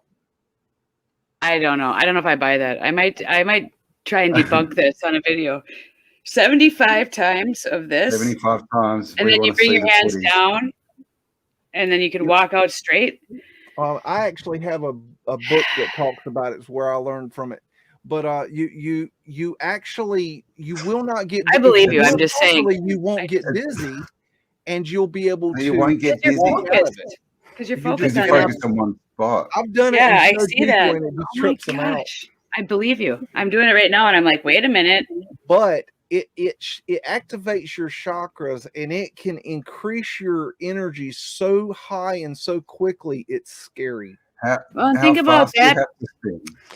Does that matter? Like, I want to look into the science on this. This would be great for kids ADHD or like starting a school day. You know what I mean? You just turn in a circle, but you have to keep the focus, because if you just go in there and turn in a circle, you'll get dizzy. Yeah, your eyes have to focus. That was the old trick. Like when you hold a stick and look at it and spin around, you can't walk. You just go sideways. But right, the idea is that when you're focusing in between your thumbs, you're focusing and you're not gonna. It's complicated, but once you peripheral, I bet too. And you start off small. You do it just a few repetitions. You're blocking your peripheral vision, and so you're focusing your only energy. That's got to be what it is. Because when I'm doing it, it's the world is spinning around you, but your focus is balanced and centered, and you'll feel your chakras raising. Wow, that's awesome! Thank you very much. 40 ADHD kids to spin around. That'd be awesome to film. I know what book it's in. It's just finding. Go out there and spin. Not if they are literally doing it in the right way, though, as a therapy. My backdrop is actually my backdrop is about 1,000 books that you can't see. I'll have to share my video of my library. One day I went and filmed everything in my sections, and now it's in storage. Cool. I don't have it anymore. I mean, it's gone, but I used to have it. Anyway, there are no videos. Library. Actually, Dr. Oz talked about it years later on his television show. Really? The spinning? Yep. That's crazy. Well, I'm definitely looking into that for sure. But also, like with helping like certain insights and stuff from differentiating and not getting thrown off is just cleansing. And Britne and I talk about that, of like parasite cleanse, heavy metal cleanses, because sometimes like we'll be getting certain what the parasites release, the fluid that sends signals to our, like a neurotoxin that sends signals to our brain that demand certain things, and it can kind of make you feel overwhelmed and feel more susceptible to like your nervous when you raise your oh, what's that? Yes, is that when you raise your frequency, you mean? No, I haven't done it yet. I'm supposed to, I have to stop eating sugar, and so sugar, I know, right? And when I do this, I'm going to do a black walnut cleanse. I want to do it. I've been meaning to for like a month now, and I've been taking oregano oil. And that's supposed to be like a sort of a detoxy thing. So. I want to do this to detox. I kind of want to just like come back and go try it. There's redox molecules. It comes from India. The spinning.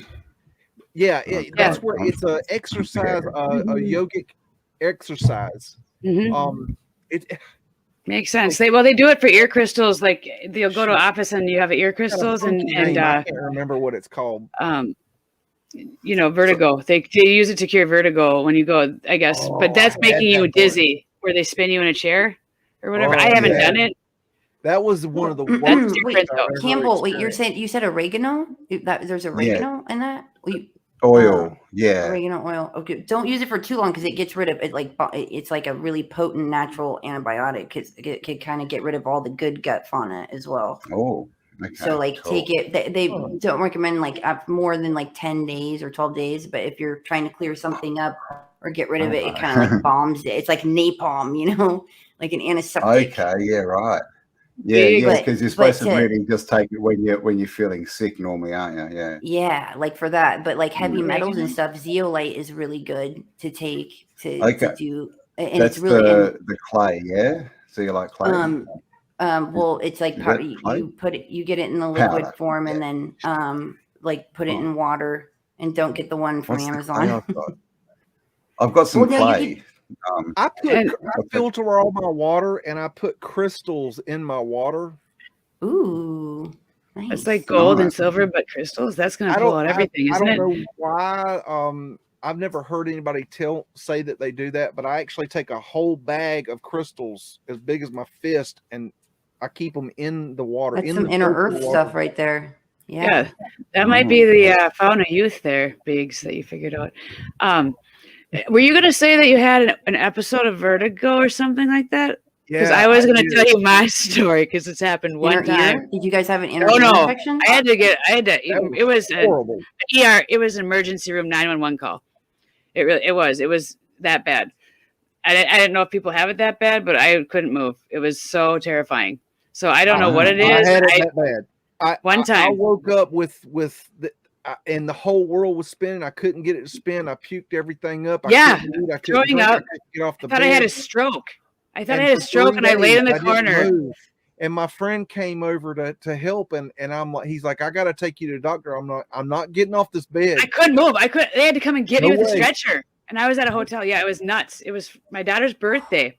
I thought I got food poisoning. I was running my own business, and I was working 7 days a week, and I was working, and I started off drinking coffee, and then it became a pot of coffee, and then that became coffee plus espresso. Then I was going to Starbucks and getting a doppio espresso, a quad doppio espresso in a coffee. And then that wasn't enough, so I started popping Vibrin pills.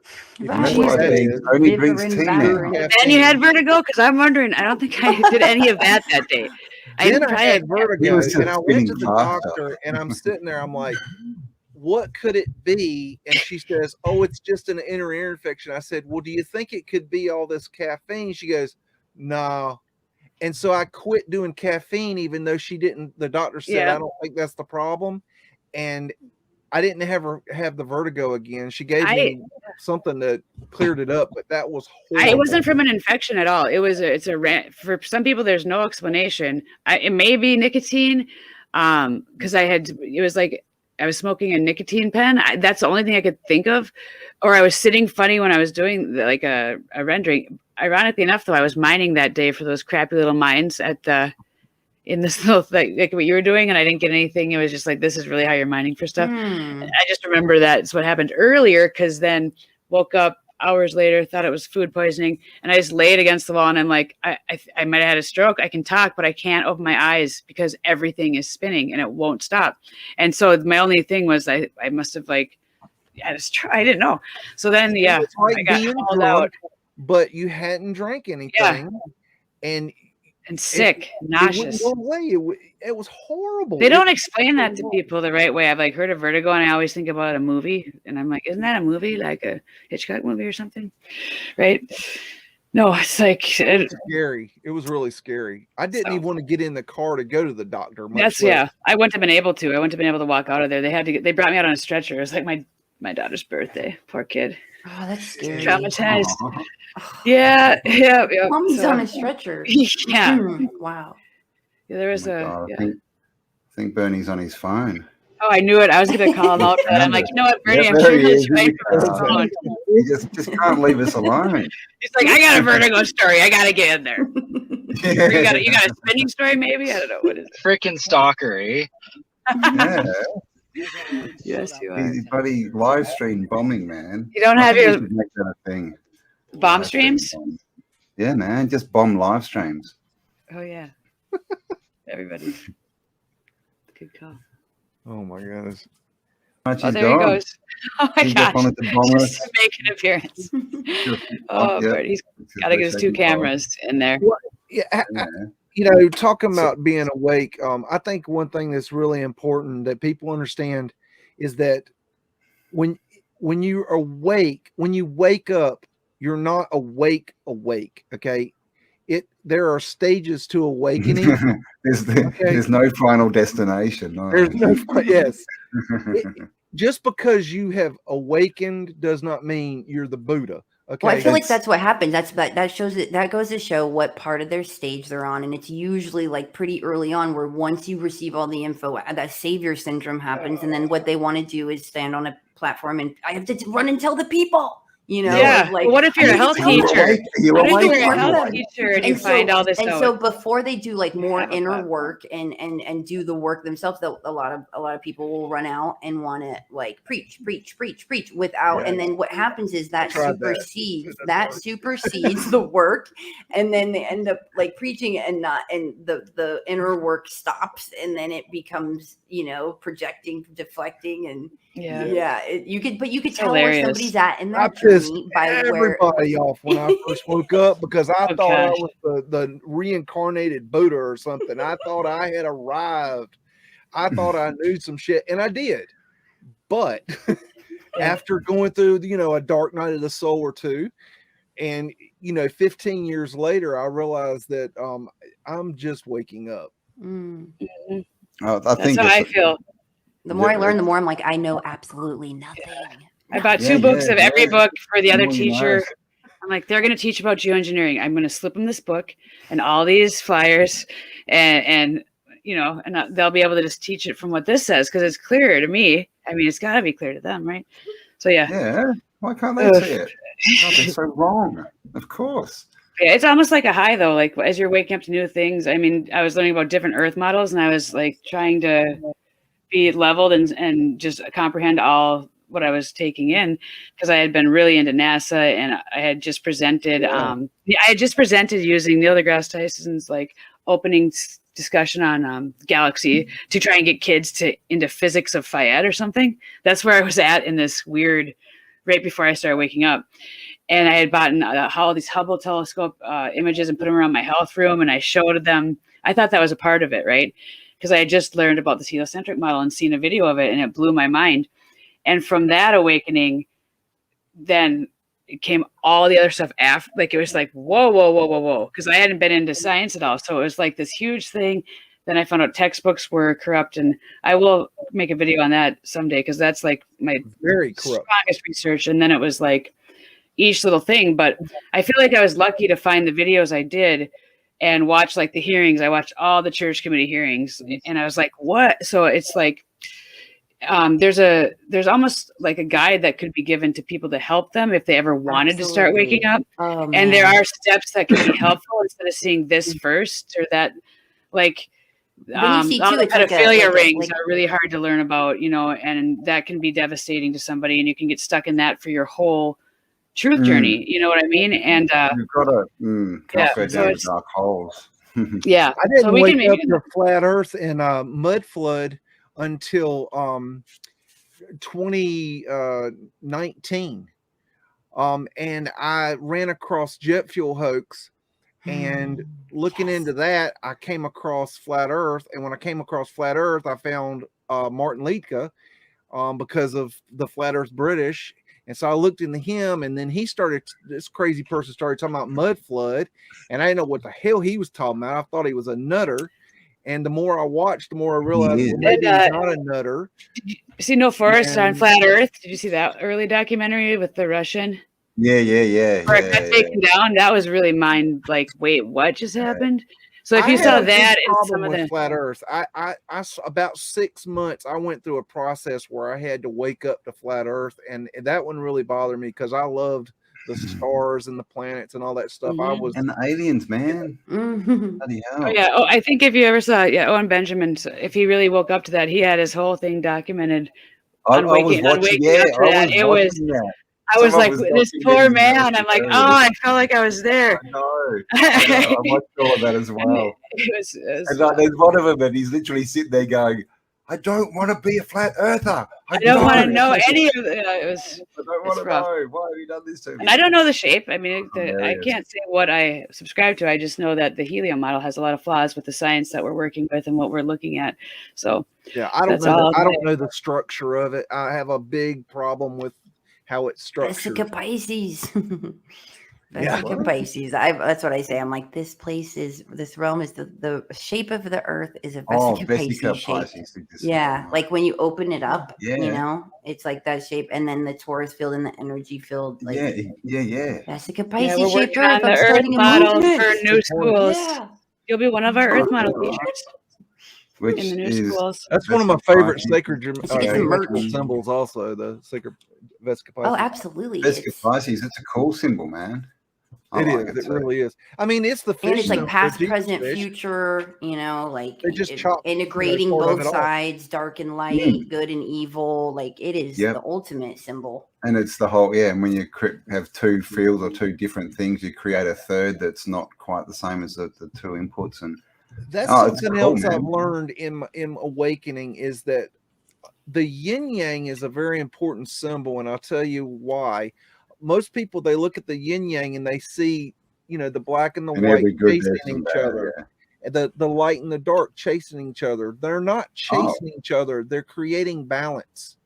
Without light, there is no dark, and with no dark, there is no light. Well, I thought it stood for in every dark there's some light, and in every light there's some dark. That's why there's got the opposite dots. You have there is. It's a balance between the two. Exactly. Yeah. But see, most people, they say, oh, lighty and love, and they always go to the light and the love when they first awaken, but they forget the darkness. Yeah. I'm definitely there. Both. There's no light where there is no darkness, right? But they say, another thing that I heard is, you know, with all the evil, okay, if you look at the faction of the evil people, like Hillary Clinton, whatever, you could, a faction of evil individuals, and if you look at it as if people, this thought form of these people, no, they feel like, imagine them as very devout believers in like something, whether Christianity or whatever, and they feel called. They know there has to be a certain level of darkness and evil here in order for the realm to be balanced, and they take it upon. They believe they have to do this and feel called to bring a level of darkness and malevolence here to balance it. So it's just a thought. Very good point. Conversations with God, that I don't know if you read those books, but in that book he says, what I'll tell you is that Hitler went to heaven. Yeah. Now I'm not saying heaven is real. What I'm saying because history's fake, dude. That's part of it. And heaven could be on Earth. Well, having like Hitler, like he had Palladian looking people like show up. I'm like, you never really hear too much about that info. Like something obviously, something interdimensionally came down and had a heavy hand on influencing a lot of things. So Valiant Thor connections, Julia? Huh? Is there any Valiant Thor connections to Hitler? Because I know he was around. I know you saw some Valiant Thor presentations. No. Yeah, have they done any connection? I didn't hear any connection to Hitler about just because he was connected to our like Congress and CIA and different timelines. He appears. He's almost like Saint Germain. Me and Britne kind of have like a crush on Valiant Thor. This is not to say that we need to be dark.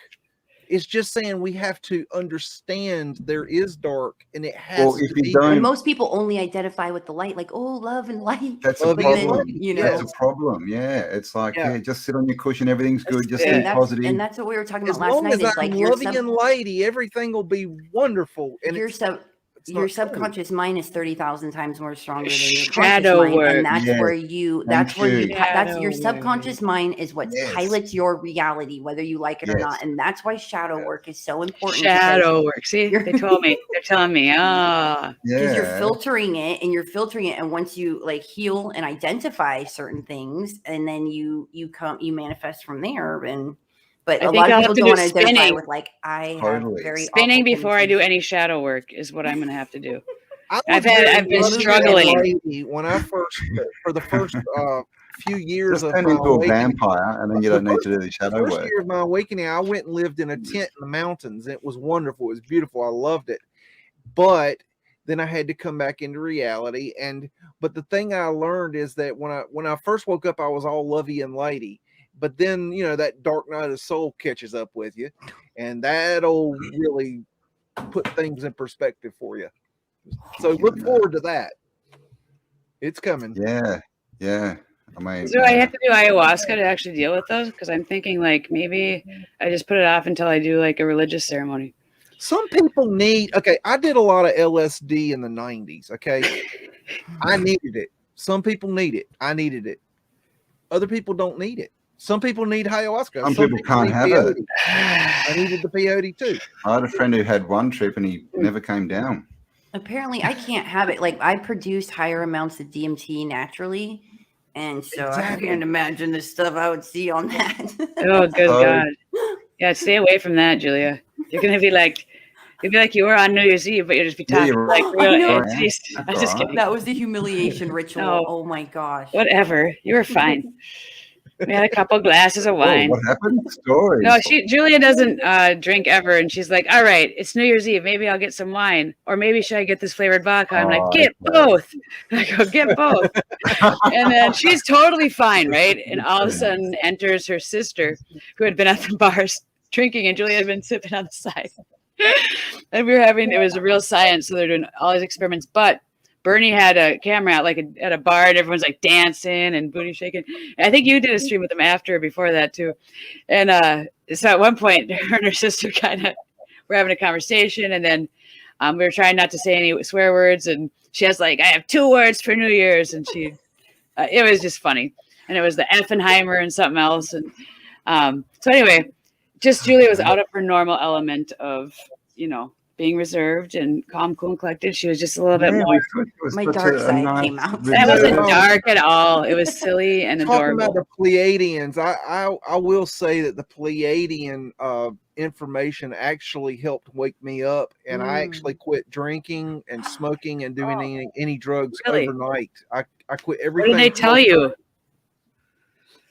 They said, what "Don't that do drugs." like in the whole just about being more clear, in a nutshell, it was you cannot think clearly when you have a dependency. Yeah. When you have anything, I believe it. I took that to heart. And there was other things I dropped, but that I wanted to be clear. I wanted to learn what this was all about. And so I took it to heart, and I quit everything cold turkey. And my God, it was so good. It's like being high. I remember when I stopped doing everything, I was like, this is like a new high. Yeah. Just having it's the ultimate high. It's the ultimate high. And I wasn't, no cigarettes, no nothing. And then the anxiety of like the nicotine would come. So I think once I get over that, I'll be good, because it's the rest of it I don't like much. I'll have a glass of wine here and there. But at the same time, I do realize every time I would take a sip, it's like it's taking me away from my actual self. And I think sometimes they're not with like drinking necessarily, but microdosing or mushrooms, or if you need to reset or block things or whatever for people. But that can be helpful. I know, just because we're talking drugs for a second, PTSD in war victims, a lot of times it's very hard to come veterans, sorry. They come back and it's like, I said that as like common word. It's weird. I didn't even just gloss it over. But for my dissertation, one thing I wanted to do was look into a one-time religious experience, not even microdosing, the one-time religious experience of whether it's ayahuasca or mushrooms or even high doses of THC, where they can come back and something happens where they separate the world they're in now from the world they were in there. I don't know what it is. I want to get down to like the deeps of it, because when I worked for Tim Pool for like a year, and I drove one of their guests, and he was a veteran, and he had told me about the Immortality Key. And it's a book by someone who was a Jesuit who has never done psychedelics. The preface is like Graham Hancock writing, and just recommending this book. And he gets all like this Vatican data on some of the history of psychedelics. And I have only got halfway because I'm like, oh my gosh, I got to wait to finish this till I do my dissertation and decide, because I have to decide what I want to do it on. But it's changing the lives. The soldier that was talking about this had listed, like, I don't know, 10 of his platoon mates that had, probably the wrong term, PTSD, that he's gotten to try either THC or psilocybin. And it wasn't even, a smaller dose. And then they did one type of experience, and they were able to play with their kids again. And this is stuff that the veterans, the VA isn't funding any of this stuff. They're giving them medical marijuana that's really not I don't know what's even in that. Yeah. And they're giving them anti-anxieties that aren't good. So if this could somehow, because they have the MAPS program, and I'm not for happy compliant microdosing either, because I have so many concerns about that. You're only seeing the light, and I don't know how I feel about it. I'm very torn. But for the people that have this, that had to go to war and kill and do these things, or did that, if it's something that can, get them to help them with their functioning, or extreme alcoholics. I know, like Lindsay Lohan and Scott Disick, these people that went and had ayahuasca ceremonies, they were really dependent on alcohol and drugs. And then they did that treatment and it was done. They never went back to their addictions. So I want to look into like the one-time religious dosing as a reset more. And I'm very interested in that, because the microdosing has me concerned, because I could see myself like, all right, I hope I would still be motivated to do things. I just don't want to become a happy compliant. Then you're like taking the same stuff that are in like Brave New World. Isn't that, is it Brave New World, where there's a bunch of movies about that. Yeah, you're just taking the, I don't know. I'm all for trying it. I mean, I think when people are saying don't do drugs are bad, I think they haven't done any drugs and they don't know what the hell they're talking about. I think everybody should try a little bit of something, because our pineal glands are shut down. Our pituitary glands are shut down. Everything's shut down. Our chakras are shut off. We need something to jumpstart us and kick us in motion. I'm not talking about children, because they're actually born with their chakras full on, but then we shut them off through all the crap we give them. But us adults, that's where like lion's mane kind of helps, like stuff like taking lion's mane and cordyceps, because then it gets your brain going. And I'm taking lion's we need you to make like a list of this, Julia, because I get overwhelmed. Campbell, you're taking lion's mane? I want lion's mane. I can't take too much lion's mane because it keeps me out of my hat. Like it kind of can get me like too cerebral or a little too like it's a little too I've never taken lion's mane. Oh my god, it's almost like herbal. How much do you take? I'm just very sensitive to it. You sounds like I'm ordering some right now. It makes you like out of the quarter and sell it. Like it can make you really tweaked out. But a lot of like athletes, like a lot of athletes. It's good for your nerves, but also brain function. But it gives you energy. You're like, what? I'm ready to go. I'm ready to work out. A lot of guys will take it with ashwagandha. They like that, like the lion's made with the ashwagandha. I call it oh my gosh waganda, but it's like herbal Xanax. Like it calms you down and it soothes your endocrine system. It like in overdrive, and it helps like it mellows you out. So if you're like, hey, I really want to smoke weed, or like I really need a cocktail, take ashwagandha. You don't even need that. Like I'm not even kidding. Do you take the lion's mane in the morning and the ashwagandha in the evening? Exactly. But there's a lot of professional athletes. Speedball. There's a lot of professional athletes like to take it at once, and I don't like that. I'm like, no, I don't want to work out like that. Like, but getting a legal speedball. All right. Way to spread that. But no, there's stuff in nature that's even, that's way better, and it's good for you, and it can give you that kick. And there's different nootropics. I mean, Quaalude is good if you get it without the caffeine. But that's really expensive. Quaalude? Oh, Quaalude. Quaaludes are not the same thing. Get your head out of the gutter, Campbell. Hey man, I actually don't even know what a Quaalude is, but I've just heard it in lots of movies. I'm sorry, I don't mean to be. It's some kind of drug, isn't it? It's, I don't know. Yeah, I have Organite. I have Organite everywhere. I have a lot too. I want to sleep inside of it. I have my Like, pyramids I and have my necklaces.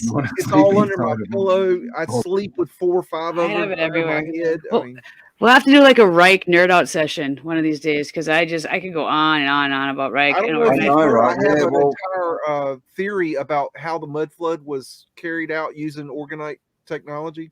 Yes. Orgon technology. I'd love to hear that. I would love as like the latest to hear that. reset or like Yes. 1800s. Yeah, the basic theory is, now I have 2 theories. One is that everything's a simulation and that the simulation was changed. That's theory 1. That's probably the one that I would actually veer towards. But Like a hadron collider induced? How would that be induced? no, more like God changed it. Oh, That the creator decided to change the simulation. And then see, I don't see the simulation as a computer program. I see it as a holographic thought of the creator, a mind of God. Yeah. I think Andreas kind of shares that theory. Yeah, he does a little bit. Dude, my license plate, I made it to where it says holographic. Like that was my license plate. There you go. Now that's my esoteric thought process, but my exoteric for, you know, some people can't get there yet. So I gave them something to work with. I looked at the mud flood and I thought, okay, how, if I was going to be, you know, the evil Stewie of the world and I'm going to mud flood the world, how would I do it? And I looked at it from a standpoint of how could it actually be done? And I looked at all the different theories, and what I came up with is this, and this is in a nutshell, that the railroads were already here across the world. The trains were already here across the world, and that they used a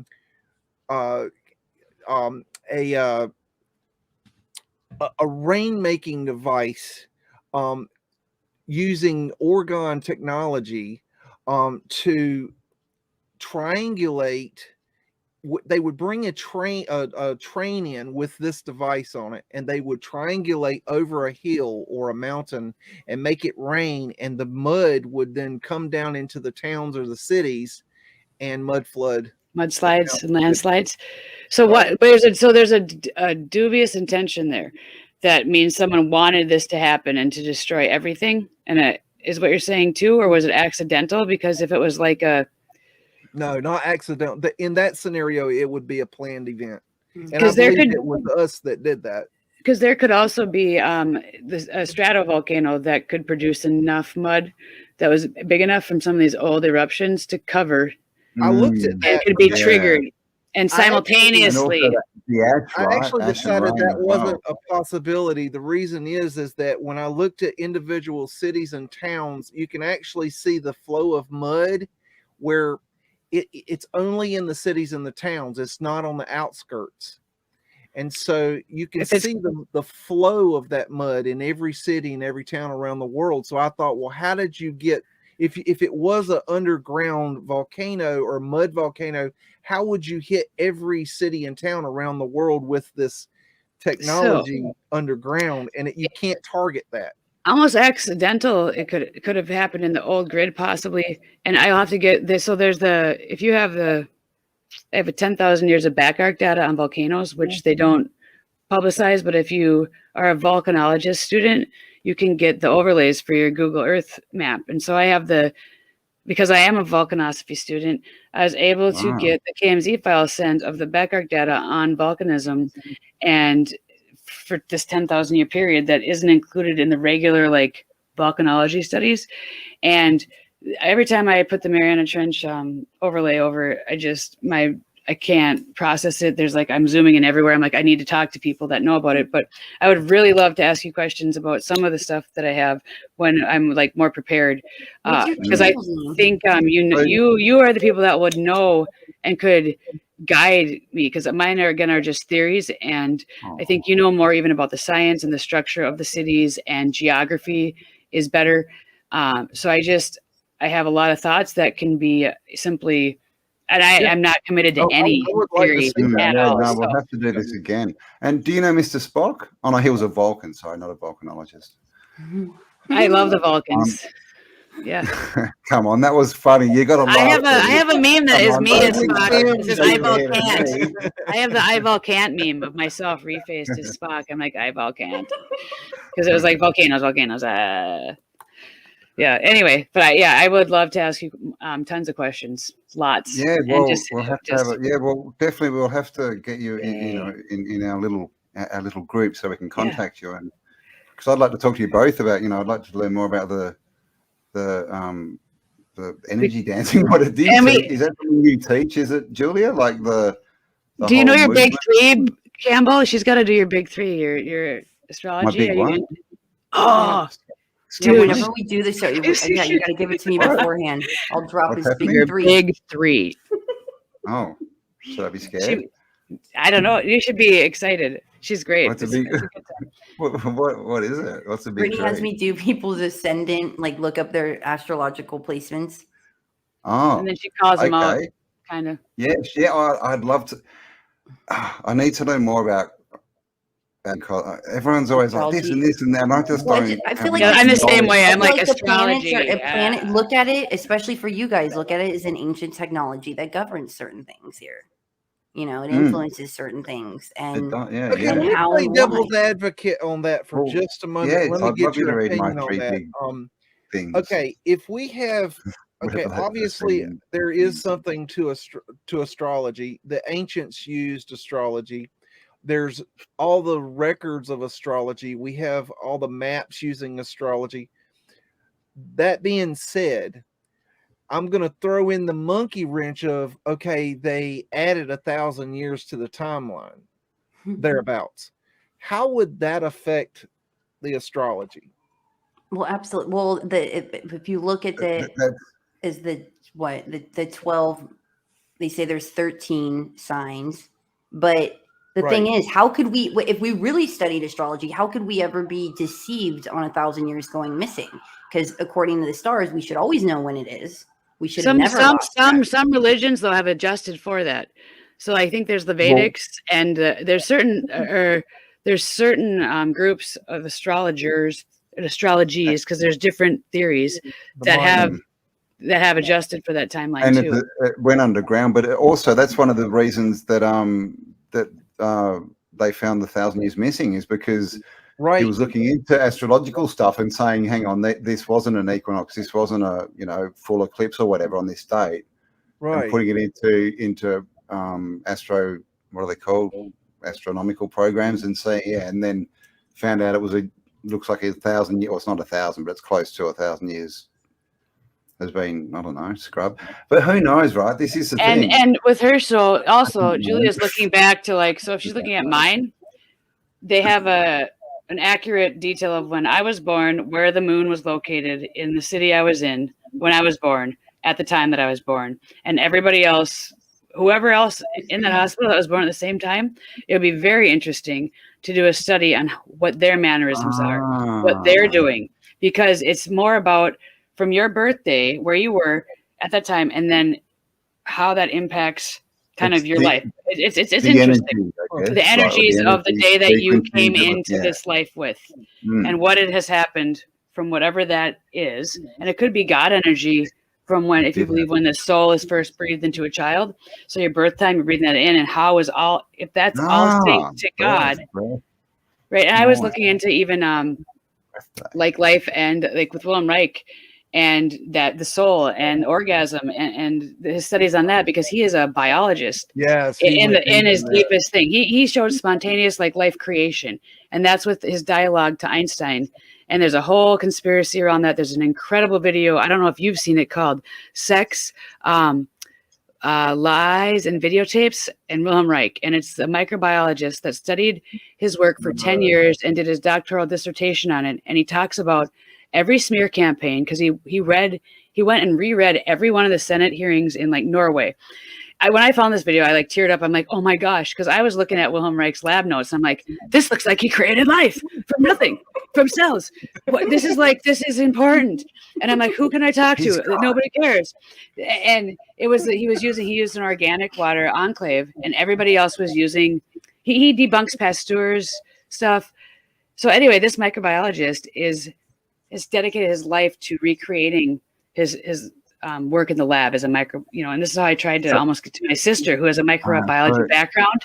I'm like, watch this. So I'll share that video with you because nobody will like watching it, but it's my favorite. Like tied to the homunculus and all that kind of stuff. That's it. So that he's got so many areas of research, but essentially he was talking about like the stress response and then the orgasm, and talking about a spectrum within a person where you can, have like a complete anxiety attack where you feel like you're having a heart attack, and it's on the spectrum where you can have release. And so he did all this research on measuring that, but he gets smeared for that. And all of his other work that spawned, he's like, wait a minute, life force, what is this? So then he goes into biology and atmosphere and all these areas. And if you've heard his last plea when he's at Organon Ranch and he's doing a recording, it's just chilling where he's like, I'm at Organon. All of my colleagues have left me there. And it's just, I don't know if you've heard that, but like Reich, if you like Reich, there's a few remote videos that I've found over the years that I can share with any Reich fans, because it's so cool to talk to anybody that even knows who Wilhelm Reich is. I shared it with Burneye, I know, but I've ran across recently a guy that did some new research into orgonite technology, and he was showing that a lot of what we understand we're doing wrong, and it was really interesting stuff. We don't understand. So, yeah, Andreas had a guy from Germany on that was recreating some of the Faraday through Faraday and Reich's work. I don't know if it was specifically organ. I have to share that video too in there. I don't know if he even shared that, but he had a guy on that met people that were connected to and stayed with friends of Reich's when he was. Yeah, this is exciting. Sorry. So I will share. I want to get in on that, or I'll have Andreas share those in the in your Telegram, because there's like 3 kind of really cool. Yeah. And share the video you're talking about. I want to watch that somewhere. Yeah, I've got to find it. Cool. It was something I actually saved it to figure out if I could make a video somehow with it because it was so interesting. But hey, Cambell, we should invite Julia to the research group also. Yeah, are you guys on WhatsApp or? I have WhatsApp and Telegram both. Are you under your names or? I'll set up a WhatsApp. Which one? If not, don't give out your phone numbers online. No. Yeah, Rafe did that the other day. Good God, man. Communicate with the researchers behind the scenes in a private and a way that we can talk openly and respectfully and safely together. I'm just Britne. You have to wait. So you have to do it through what? It's a site or like a? My name is. It's just a little private group we've got. Oh, okay. So what do I need? I have to have a WhatsApp or join Telegram. It's free. Okay. Is Telegram free too? Either one. But it says I'm Britne on WhatsApp. That's cool. Oh, hang on. I have to do it on my phone. But it gives us a way to communicate behind the scenes and work with people just like ourselves without having to be public, and do it in a respectful way. And it has been really good, I think. We have really enjoyed it. So, well, this has been amazing. So thank you for letting me come ask questions and talk to you, because I get anxiety watching videos because I want to ask questions, and it's sometimes, but you guys are making like the best. You do the best photo vids and dives into recent reset history. You two have some of the greatest stuff, and viaduct theories. And today, Cambell had a short that was like about the apocalypse, but it wasn't gloom and doom. It was like, I'm like, this is going to new schools. It's like, we're living in it. We're embracing it, and we don't have to be afraid of it. We need to move forward. And that's kind of what you're creating a space for that. So thank you both for doing that. It's awesome. We have to let go of the gloom and doom. I mean, I started off prepping 15 years ago, and I quit prepping a long time ago, even though I have every prep you could think of, but I just don't do it anymore because I know that's not how you're going to get through this. Yep, exactly. No. It's good to be prepared just in general, but it's not like you shouldn't spend your life preparing. Have bottled water. just because sometimes it runs out, but it's to spend your life being worried and paranoid about it. Like we are the divine, as my friend keeps telling me to. It's like, I'll give you an example. I bought a $700 Arctic weather sleeping bag because just in case. Okay. Oh dear. Yeah. Now, okay, so I'm coming to your house after the next Super Vault because there's going to be like a year without a summer. So everybody go to where Beags is because that blanket will save us. But because Ryan Zim actually was doing he was trying to get his Arctic expedition together, and I actually shipped him my sleeping bag as a donation to his. Oh my gosh! Really? Boy, nice. So scratch that. We got to find that guy. That's where the sleeping bag. I've got a whole range. I had an Arctic tent. I think it was about an $800 Arctic tent, and I sent him the sleeping bag and the tent in order to help out with his expedition. That was my donation to him, and it was a way I could help find out how he's doing. I haven't seen or heard of him in a couple of months since he got picked up by the cops. Yeah. I'm not saying that I believe he's going to make it, but I had the ability to help him. He needed what I had, and I got it to him. Good. He took the action, and he got pretty far. Like that last video, he's literally just riding his bike just in this tundra of this frozen tundra. Right. It's bizarre, man. Yeah. Hey, I wouldn't do it. God. People, when I first started doing YouTube, people helped me out, and I'm trying to pay it forward the best I can with what I have. That's all we can do is try to help each other. Yeah, exactly. I need you all for new schools, and so instead of putting $700 into this Arctic sleeping bag for the next investment, instead put $50 into materials for these crystal batteries we're doing with the Hutchinsons. And do you need diamonds? Could you do something with the diamonds? Batteries that it's like not only. Well, see, Bernie, I bought those things back in 2008. It's a while ago. We're talking past stuff, Bernie. He's helping me with my shadow work today. That it's both prepping, but it's also positive in that it's from the point that you build them, you forever have electricity powering each thing. Like what I'm doing right now I'm building a 60-foot. You put your light up to hoop garden. Ooh, what's a hoop garden? You can power the entire lights for your hoop garden forever with it. It will never run out. So it's like, what do you need for your hoop garden? For the apocalypse, it's like and it's free energy that if the apocalypse does happen, you'll be the only garden with light in 10-20 years from like the apocalypse. You'll be going forever. Well, all of us that are making it, and my goal is to. I want to make a hoop garden. I've got a ridiculous amount of LED lights, but also Christmas lights, different party lights. They don't grow hula hoops, right? Shows and stuff over the years, and I'm gonna get them all set up in my yard, but all running off of these batteries, so that they'll be forever. Bernie. Free. But is a diamond better than what crystal? The diamond batteries. Is that what you're talking about? No, I'm talking about the Hutchinson salt batteries. Can you use a diamond though? I'm wondering. I have a diamond that I could use towards a battery making device. It would be cool. I don't know how to do it. I'm not a technician, but I want to join the technicians by asking absolutely what's the difference? I want to talk about that. All right.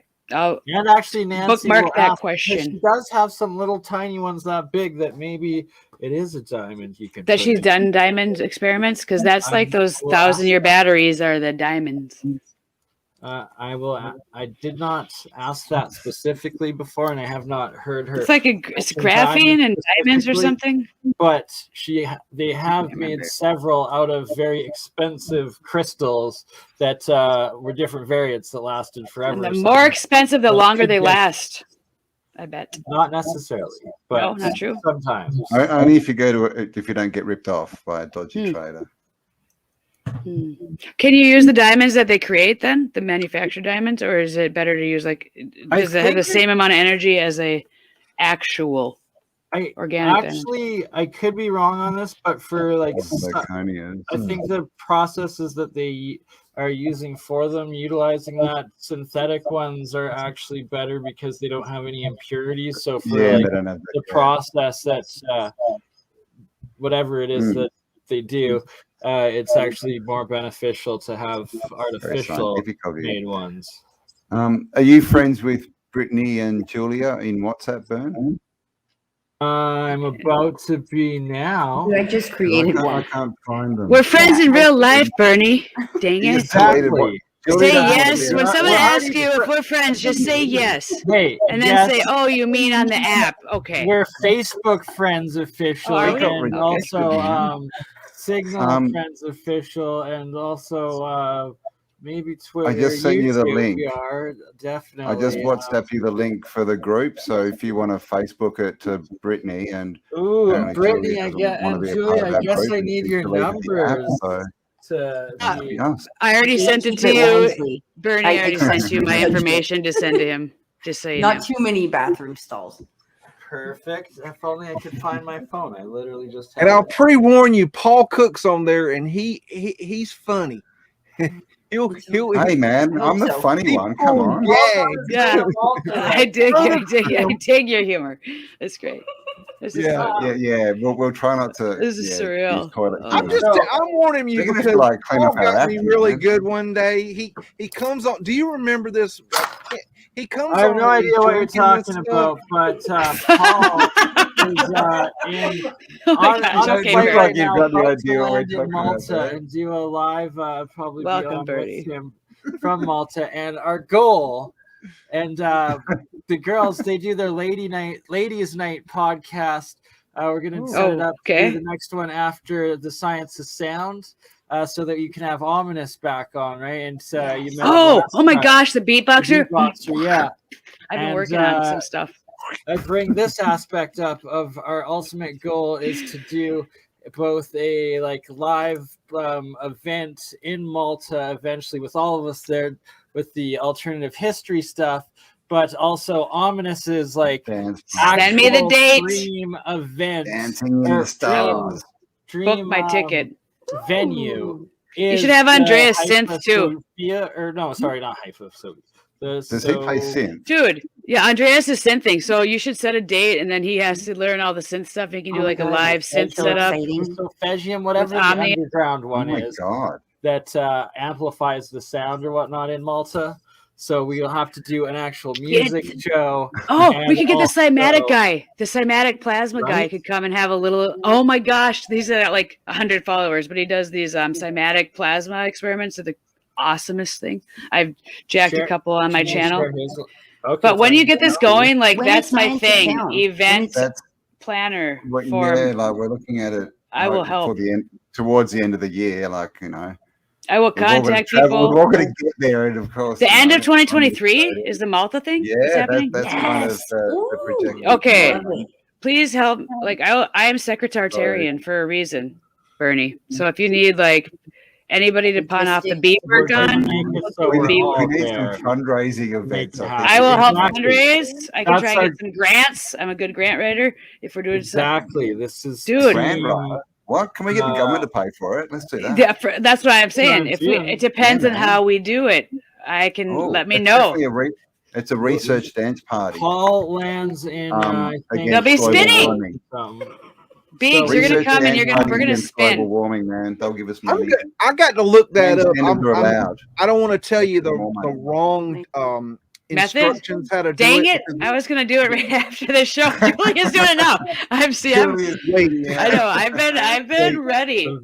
I need a reset. It's very right? We will have all But of if you our don't do it properly, Billy- you will get dizzy, and it won't. I won't like it. feel dizzy. Yeah, But we'll perform that. Yeah, I know, right? My head is spinning. Yeah. Oh, Yeah. live in 30 You- minutes. My bad. He's Yeah, already and- there. Paul Cook has already landed in Malta. What? Oh. I thought we had Yeah, till the yeah. end of the year. He went without Yeah, I us. know. Well, you better get your End of ticket. last year. Jesus. Yeah, I'm no, late. he's No, there for but 4 no, days. he's based There's out of there, another and then one. he's gonna start looking into all the permits, all the things, then see if we can get advertising grants out of Malta, or at least get approved for it. Well, let him know I'm ready to help if I can. And we were gonna do one in Alcatraz. We were gonna have a Tartary reunion. That was one of our plans for our Tartary convention. That was early on. Well, we'll have to do that one. But we'll do it somewhere else. That was early, but we got to go to LA. And just to kind of word out there, for any of the best tour guide creators that are working on research, the research creators only. If you're interested in being part of our group, hit Cambell up. Yeah, no, they sent me their stuff right now. I'm just trying to figure out how to copy it over from. I will be sending my top 2 research bids that are for just nerds. Nobody will like them, but you might. Everybody I've shared it with is like, yeah. I'm just like, this is the most interesting video of all time. and nobody, I haven't been able to talk to anybody about this video, so maybe one of you will watch it. I sent it to Burneye too. Well, we have we just started this in December, Cambell. I think not long ago, and we've got small little Paul Cook, Streets of Tartaria, Mind Unveiled, Stellum 7, Cambell, Burneye, me, Guy. Yeah, all that. It's like if there was such a thing as a Make-A-Wish for someone that's healthy, it's just like really a good resource for us. What I would request. And we support each other because we need that, because we go through a lot of crap too, as you know. Yeah, Stellium's in it, and I believe Jordan's in the track group already too, same as Stellium. Exertus is there. So on a recent Tartarians channel, you can see some behind the scenes footage of Stellium in Spain. I got to meet Stellium, and he's an awesome dude. So there's some spinning images too of Stellium. They did their own spinning on my shorts that I found out that were automatically uploaded as shorts when we were doing some Spain research. So check out the shorts on the recent Tartarians channel, and then tomorrow he'll be telling me to take it down. But for now, it's up. So maybe I should make a video on how to spin. I'll have to go look at my notes and yes. Or do a live spinning. And once you know how to do it, that'd be great if you bring people in and just disclaim and say, nothing I'm doing is safe. It's all at your own risk. And then we can. The only problem with that is the only place that I can do it, I can't get service. It's down in. Can you pre-record and then? Well, I mean, I can record it and then upload it, but as for doing lives, live premiere, do it at my place because it's so open, and if I did it, people would be like, "Yeah, he gone pure crazy. Look at him! Oh, look at this shit! This some bitch, he out here spinning this." Come on! I feel when you should see my workout I do in my street, like when people their reaction to it. It's I did yoga at the laundromat because I had to wash some big sheets that didn't fit, and I was like, "Screw this! Nobody's here. Who gives a shit?" Right? Sorry. She's like, I thought you were crazy. It's like, well, I think people that are working out outside is crazy are crazy. Like that's, if spinning is definitely not crazy. No, man. Yeah, I'll have to do that. They're gonna have a spinning exhibit at Malta when we go. Ooh, can you imagine all of us spinning? Like, there it is. Oh, don't watch that. I just do not watch that video. The Stellium video? No, go to shorts. That's in shorts. Don't look at all those. There's a lot on there. We could just start up an exercise class and just call it a spin class. Oh, dear. You're going to put it on here? When they turn up. Yeah, we'll play. Are these right my now. shorts? Oh, God. Where is it? There's a that's Andreas. Yes. Stellium's gonna kill me. This is not Stellium. No, that is not Stellium. Okay. By the way, he has actually what is it? What is it when you hang glided? He hang glided and scolded an eagle that dropped. Like he scared an eagle hang gliding. So next time we talk to Stellium, ask him about his hang gliding eagle story. It is the greatest story. Somebody told me to go check out Exertus a long time ago, and I thought, okay, he sounds interesting, and I went and checked out Half his of these. channel, and it just happened to be on Thanksgiving Day, and he's doing a live in New York City wearing a damn pilgrim hat, and I'm like, what the hell? And I'm like, this guy's a freaking nutter. I think I filmed that, unless he was doing the selfie, but it was related to what we were talking about. He was wearing like a hula shirt and a pilgrim hat. And go to first entrance. Go to Facebook Messenger. Go to Facebook Messenger. Go to Tenor and hit Exodus TGIF, and you'll see his dancing on the streets. On this laptop. Okay, well, if you have Tenor, you can search the GIFs, the GIFs I have of Exodus. But his Friday dance is great. But then that was at Victor's house. He was actually really stupid. The next one, I guess. And that was Victor Buggies. We went and visited Victor. Yeah, he had it was an amazing experience. Yes. And 13th Monkey the documentary is to come, but we have a bunch of footage from Spain that we were going to follow up with a road tour and talking to people and doing Tartary, like street footage in the United States after Spain. And so the whole Spain thing has been put on hold since like 2019 now, because COVID came when we were going to do. Just hit up Spain with Stellium after we're all in Malta. And, there's the too for you guys with Stellium over there. Broke into the old NASA place where they had like satellites too. I think that's one of the shorts. It's called Charlie Sheen, but there's an actual video of it, and I don't know why it's called Charlie Sheen. But we went and there was these and they're all over the world. These old NASA, not that one. These are lame. Sorry, everybody. And there's I haven't even checked the audio on these. the streets of Spain, but they're the one that's an old fountain. But the get to the one that has like the NASA stuff. It was crazy. We were gonna try to go to a water park and we broke into this. It is. It said, just wait, you'll see it. It looks like you'll see. Scroll down. It literally looks like right there. Yeah. But there's a whole video on that somewhere that I can share. That was interesting. I don't know. I didn't make any shorts. It must have taken my videos and done automatic short videos of it. And this place is all locked off, and we went in there and filmed a bunch of the crazy stuff they had. It was nuts. Do you use Wondersoft, like Filmora, to edit? Sorry, these are from before I even did editing. I don't even remember uploading these until I went and now, when you like finish, export a video, it cuts you a little 1 minute like clip of it. It doesn't make sense because it's random, but these made shorts, and I never made a short, so I don't know if it took some videos I had. We were driving to go to two parts of Spain, and Stellium came and picked us up, and on the way, every time we saw like a castle or volcano or mountain, we just kind of pulled over and got tons of footage, and Andreas went live, and then I got like the behind the footage scenes of those two filming for their channels, and it was just incredible. Really, we are got to do that all over again. Only it's going to be all 10 of us and going live on all 10 of the channels. For sure. You can ask him about. We stayed at like a murder mansion. It was.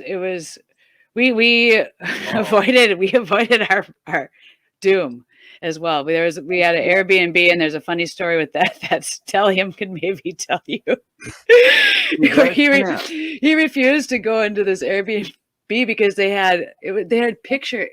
It was a death trap. They had white sheets, and it was like everything had not whatever, like plastic stuff over it, and there was all these images. There's a fake library that had pictures of books, and all these images were like there was a woman with a baby in spaghetti and whatnot, and we took some pictures of it, but Stellium refused to go in, and we ended up like literally having to like bolt out of there in a hurry, and it was one of the scariest things. Andreas was cool with it. Stellium has a different interpretation, but you'll have to ask him about their stay at the murder mansion in Spain. I did a stunt back before I woke up, running around with ghost hunters, and we actually with Stellium. No. This was before I woke up, and we used to go to like asylums and things like that to do investigations. Oh, cool. Dee wants you have to share those too on the Titans. Oh, hackers. Or on the Titans, on the Telegram. I'm seeing Titans. D wants to do what? D wants to go like she On the wants us to WhatsApp. go to On like WhatsApp. haunted places. I'm down with that. We got Charlie's Machine on Real Science. sure. Charlie C making not Tesla, the other guy, Edison's Ghosts communication device. That's the trans communicator. Were you there for any of those, Brittany or Julia or Cambell? No. Whoa. Wait now. Anyways, Charlie C, one of the big techs, along with Jeremiah, he's made what's this one paranormal group. I did see that. No, I did catch that. Yeah. You did? Okay, you caught that one. Was I there? Yeah, that was fascinating. Yeah. It's the device that you can communicate to the other side, and it was like the design was communicated from the other side, supposedly from Thomas Edison, and he's built a couple of them, replicated. Was he there? It's like those spirit boxes, you know. Are you talking to Eddie himself? DVPs. Have y'all done Who takes that? those photos? Eddie, are you there? Is this your device? Like you're directly communicating with like Edison on the other side, or what? What do you call those spirit boxes? The ones with the faces? Because I feel like other side, like death mediums, or like when you're going, like usually it's like your relatives that come up first, and then what? Isn't that what Ouija boards do? But they're kind like demonic or not? Yeah, just be similar frequencies or whatever, but. There's heaps of photos, from the 1880s, 1900. Oh, the ones that the image where it shows. Yeah. Oh, yeah. I've seen that. Okay, gotcha. Those. Now I get it. Now I know. What do they call those, Bernie? The ones with where it's like like electrical and it looks steampunky and you see the faces. So berserker bushwhacking. I've actually done a video on that. Those are modern photographs. They're fakes, right? They're not actually real. They're done by an artist, a modern artist. I actually have a short on my channel that shows these pictures, but I can't remember the guy's name, but it's on the video. And the reason I put the guy's name on the video is because I wanted people to go research the guy's name. And when you look into the guy's name, the photos are clearly modern, not fakes. He takes. However, I feel like it could have existed. Like a technology like that doesn't seem so far away or so far fetched. Almost, even if they had a screen at that time, it seems like who knows? But I don't. Fascinating, some of them. With like all of and there's heaps of Photoshop. The real stuff is ectoplasm. People holding their heads and stuff, and ectoplasm is a real thing that they always find and has been scientifically documented many times.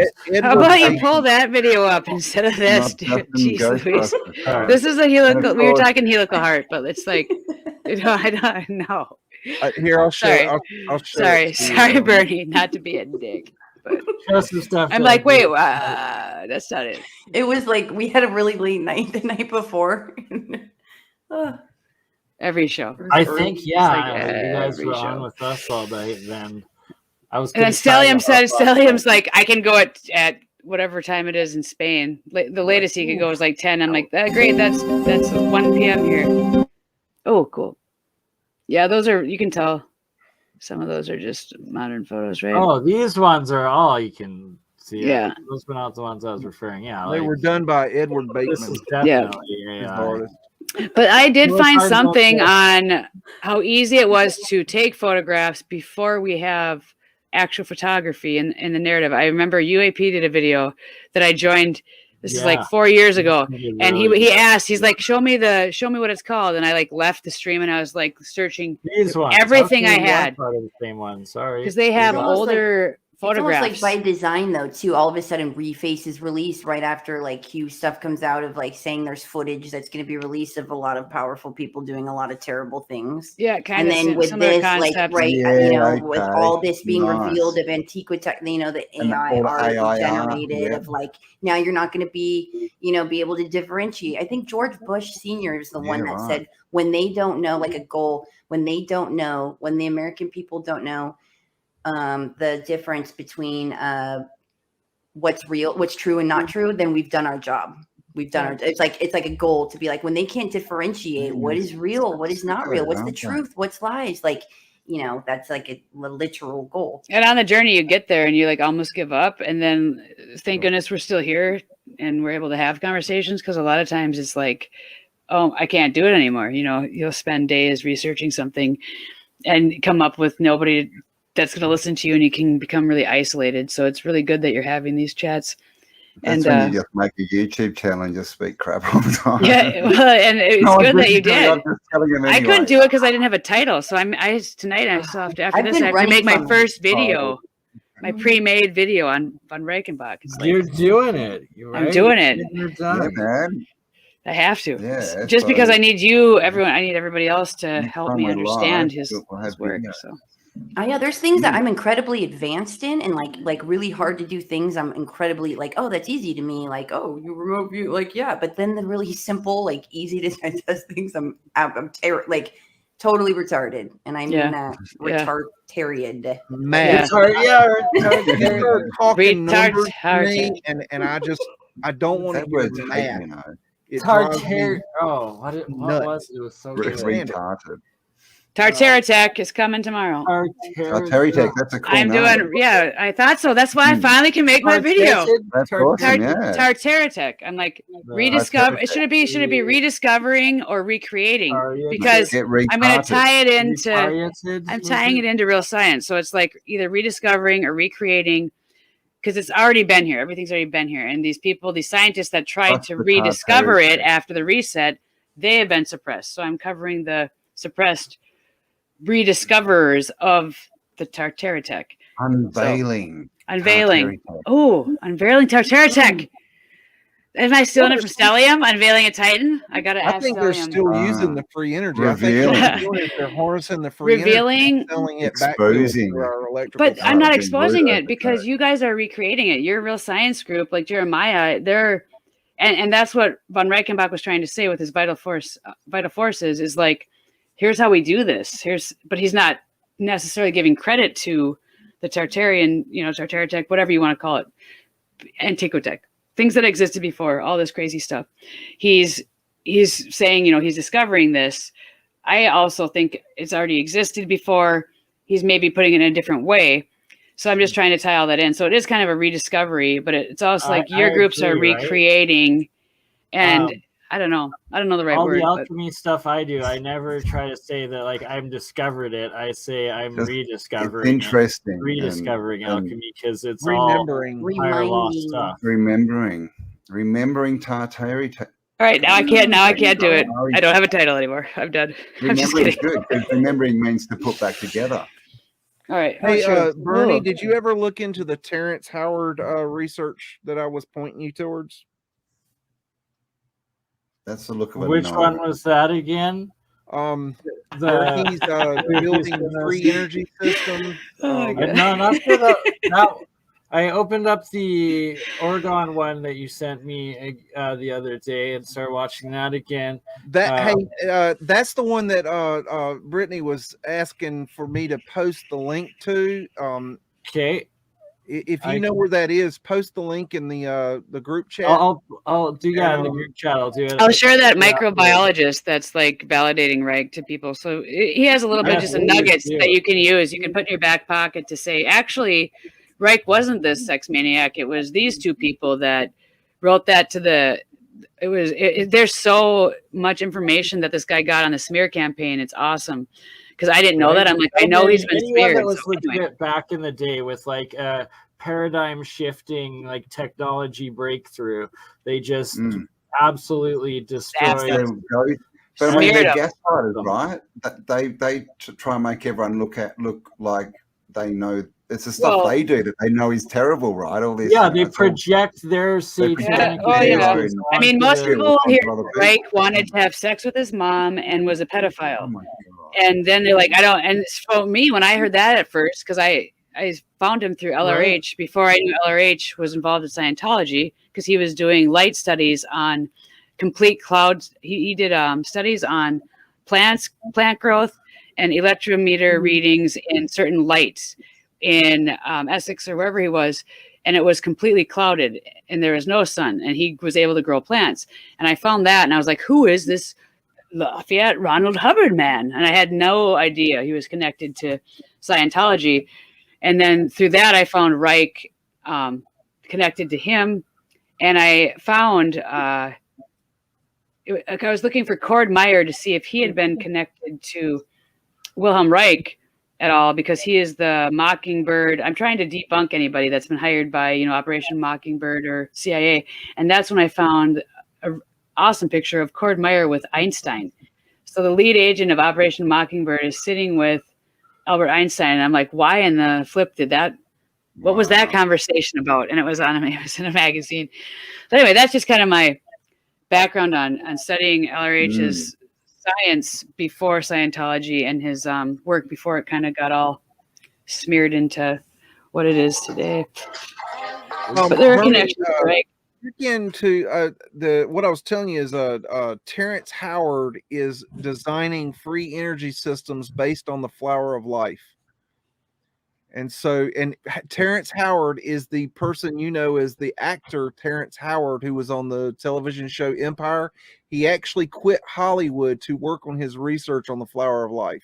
And they made him look like a cuckoo clock, but if you actually go and look in his research, it's actually very interesting. It's hard to find, very hard to find. Yeah, that's what they do, man. They bury it. Well, I think I've been on here for about, pushing 5 hours, man. How did that got to work in the morning, so we're going to cut it off here. I think we should, yeah. So it's been fun. Nice to talk to you, Britne and Julia, finally. Yes. And Bernie's on the phone, ignoring us. Thank you for having us so much. Hello, sorry about that. Love all of you, and yes, we're all in the group chat now. I've added you both to the group so we can. So you can't escape. And this right here, quickly showing, this was Matthew Reif and his partner Hunter. They made this video yesterday, their second time taking a drone up with, this was with one of their star coils, but copper wire attached and actually harnessing atmospheric electricity, improving the actual free energy Antiquitech principle. And one step at a time. We're doing it in the real science. Nice. And we'll have Ollie back for the next one. All righty. Well, I really appreciate you all hanging out tonight. This has been the first mud flood flash mob. I don't know if that'll be what it's called in the future. It was just kind of what I threw up there. Just flash mob. Flash mob. I don't know. Old world flash mob. I don't know. But the idea is that we just get together and throw everything at the wall and see what sticks. Nickel. And everybody has a voice, and we can have a good time. Cool. And I think people will enjoy this. And any of you guys can start one of these from the group and just let us know in the group chat that you're going to do it. And if we're available, we will come and join you. So that's the idea behind it. But I really appreciate it. Everyone in the chat and every one of the guests. And it was nice meeting you ladies. Welcome to the Old World Research Group that we've got going. We're very happy to be together as a group. It's a dream come true. I never, ever thought I would be sitting on a panel with these people. I watch your shows. I'm a fan. I can't believe I've held it together. There's nothing special about us. I talk a lot. I'm sorry, but I get nervous. You have great energy, by the way. Great. You're both have done amazing, and not everybody likes. I also watch your shows. I can literally feel your energy through the screen. Oh my god! Well, I get a lot of negative feedback, so it's very nice to get that. Yeah, any positive thing you guys tell. I like your t-shirt, by the way. I only just worked out that they were eyes sort of halfway through, and it's a sad face. Rainbow Lives Matter. Oh, this. I know what Those have her feelings feeling. too. Yeah. It's that kind of. I guess it's an ironic. It's a shit sad for me to wear. rainbow. It's not really sad. Maybe it's about me and all the negative comments. Like I did I think like you just Timcast, need and the to comments were like, "Who's tweet it that upside 90-year-old down. meth head?" That I'm like, I used to What? coach. My voice is raspy.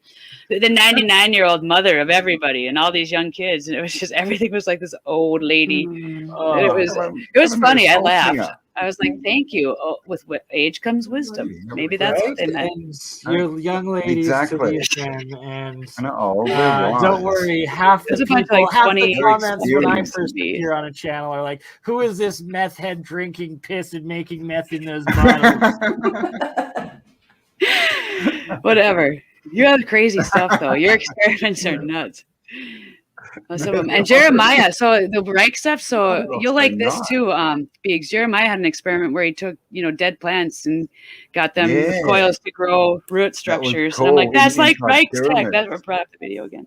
Yeah, man, So- that was awesome. Nuts. Yeah. Oh. Cool stuff. So you're changing the world. You're the prime movers, and it's cool to just be a part of your world and connect and get schools going. That's my mission. So I'm collecting stuff, and we'll figure out how to cater it to younger, and there'll be people that have like a niche for like this, K through 5th grade, and there might be middle school level content, and then a lot of stuff you're doing is like high school and post-secondary, which we can also have in new schools, and the charter homeschool collaboratives, which is the dream. So, and Malta, we're doing it. Dude, you guys, I'm this holding you better accountable. happen. Now that That's I all I heard have it, to say. you This see this better energy. happen. Yeah, that's really happening. cool. We can I love travel that. again. People can fly. Yeah, so we're look definitely down. Puppy dog. I'll mark the date once it's set. Well, this And is make this sure is Malta podcast Thanks. is starting in 2 minutes, so I'll see. It's clearly not a some of bagel. you. I named Thank my you so channel much. after my Thank beagle. you. I had a You're beagle amazing. named Orwell, and he Aw. passed away last year. But Aw, so new this is Beags. his brother. Aww. He's Much in charge blessings. now. All right. You are. Adorable. Well, you can join us when we talk about nuclear and powered volcanoes and whatnot next time. All Oh, right. yeah, he loves it all. All right. Sweet. All right, love you guys. Yeah. All right, Much thank you, love. guys. Peace. Thanks. See you all. Good, Oh everyone. my gosh. Thank you. We will do this again soon, and I can't wait. Thank you so much for having me. Oh my thanks for God. having us on, Beats. Wow. Thank you, Beags. Incredible. See you soon. See you in the chats. Can't wait.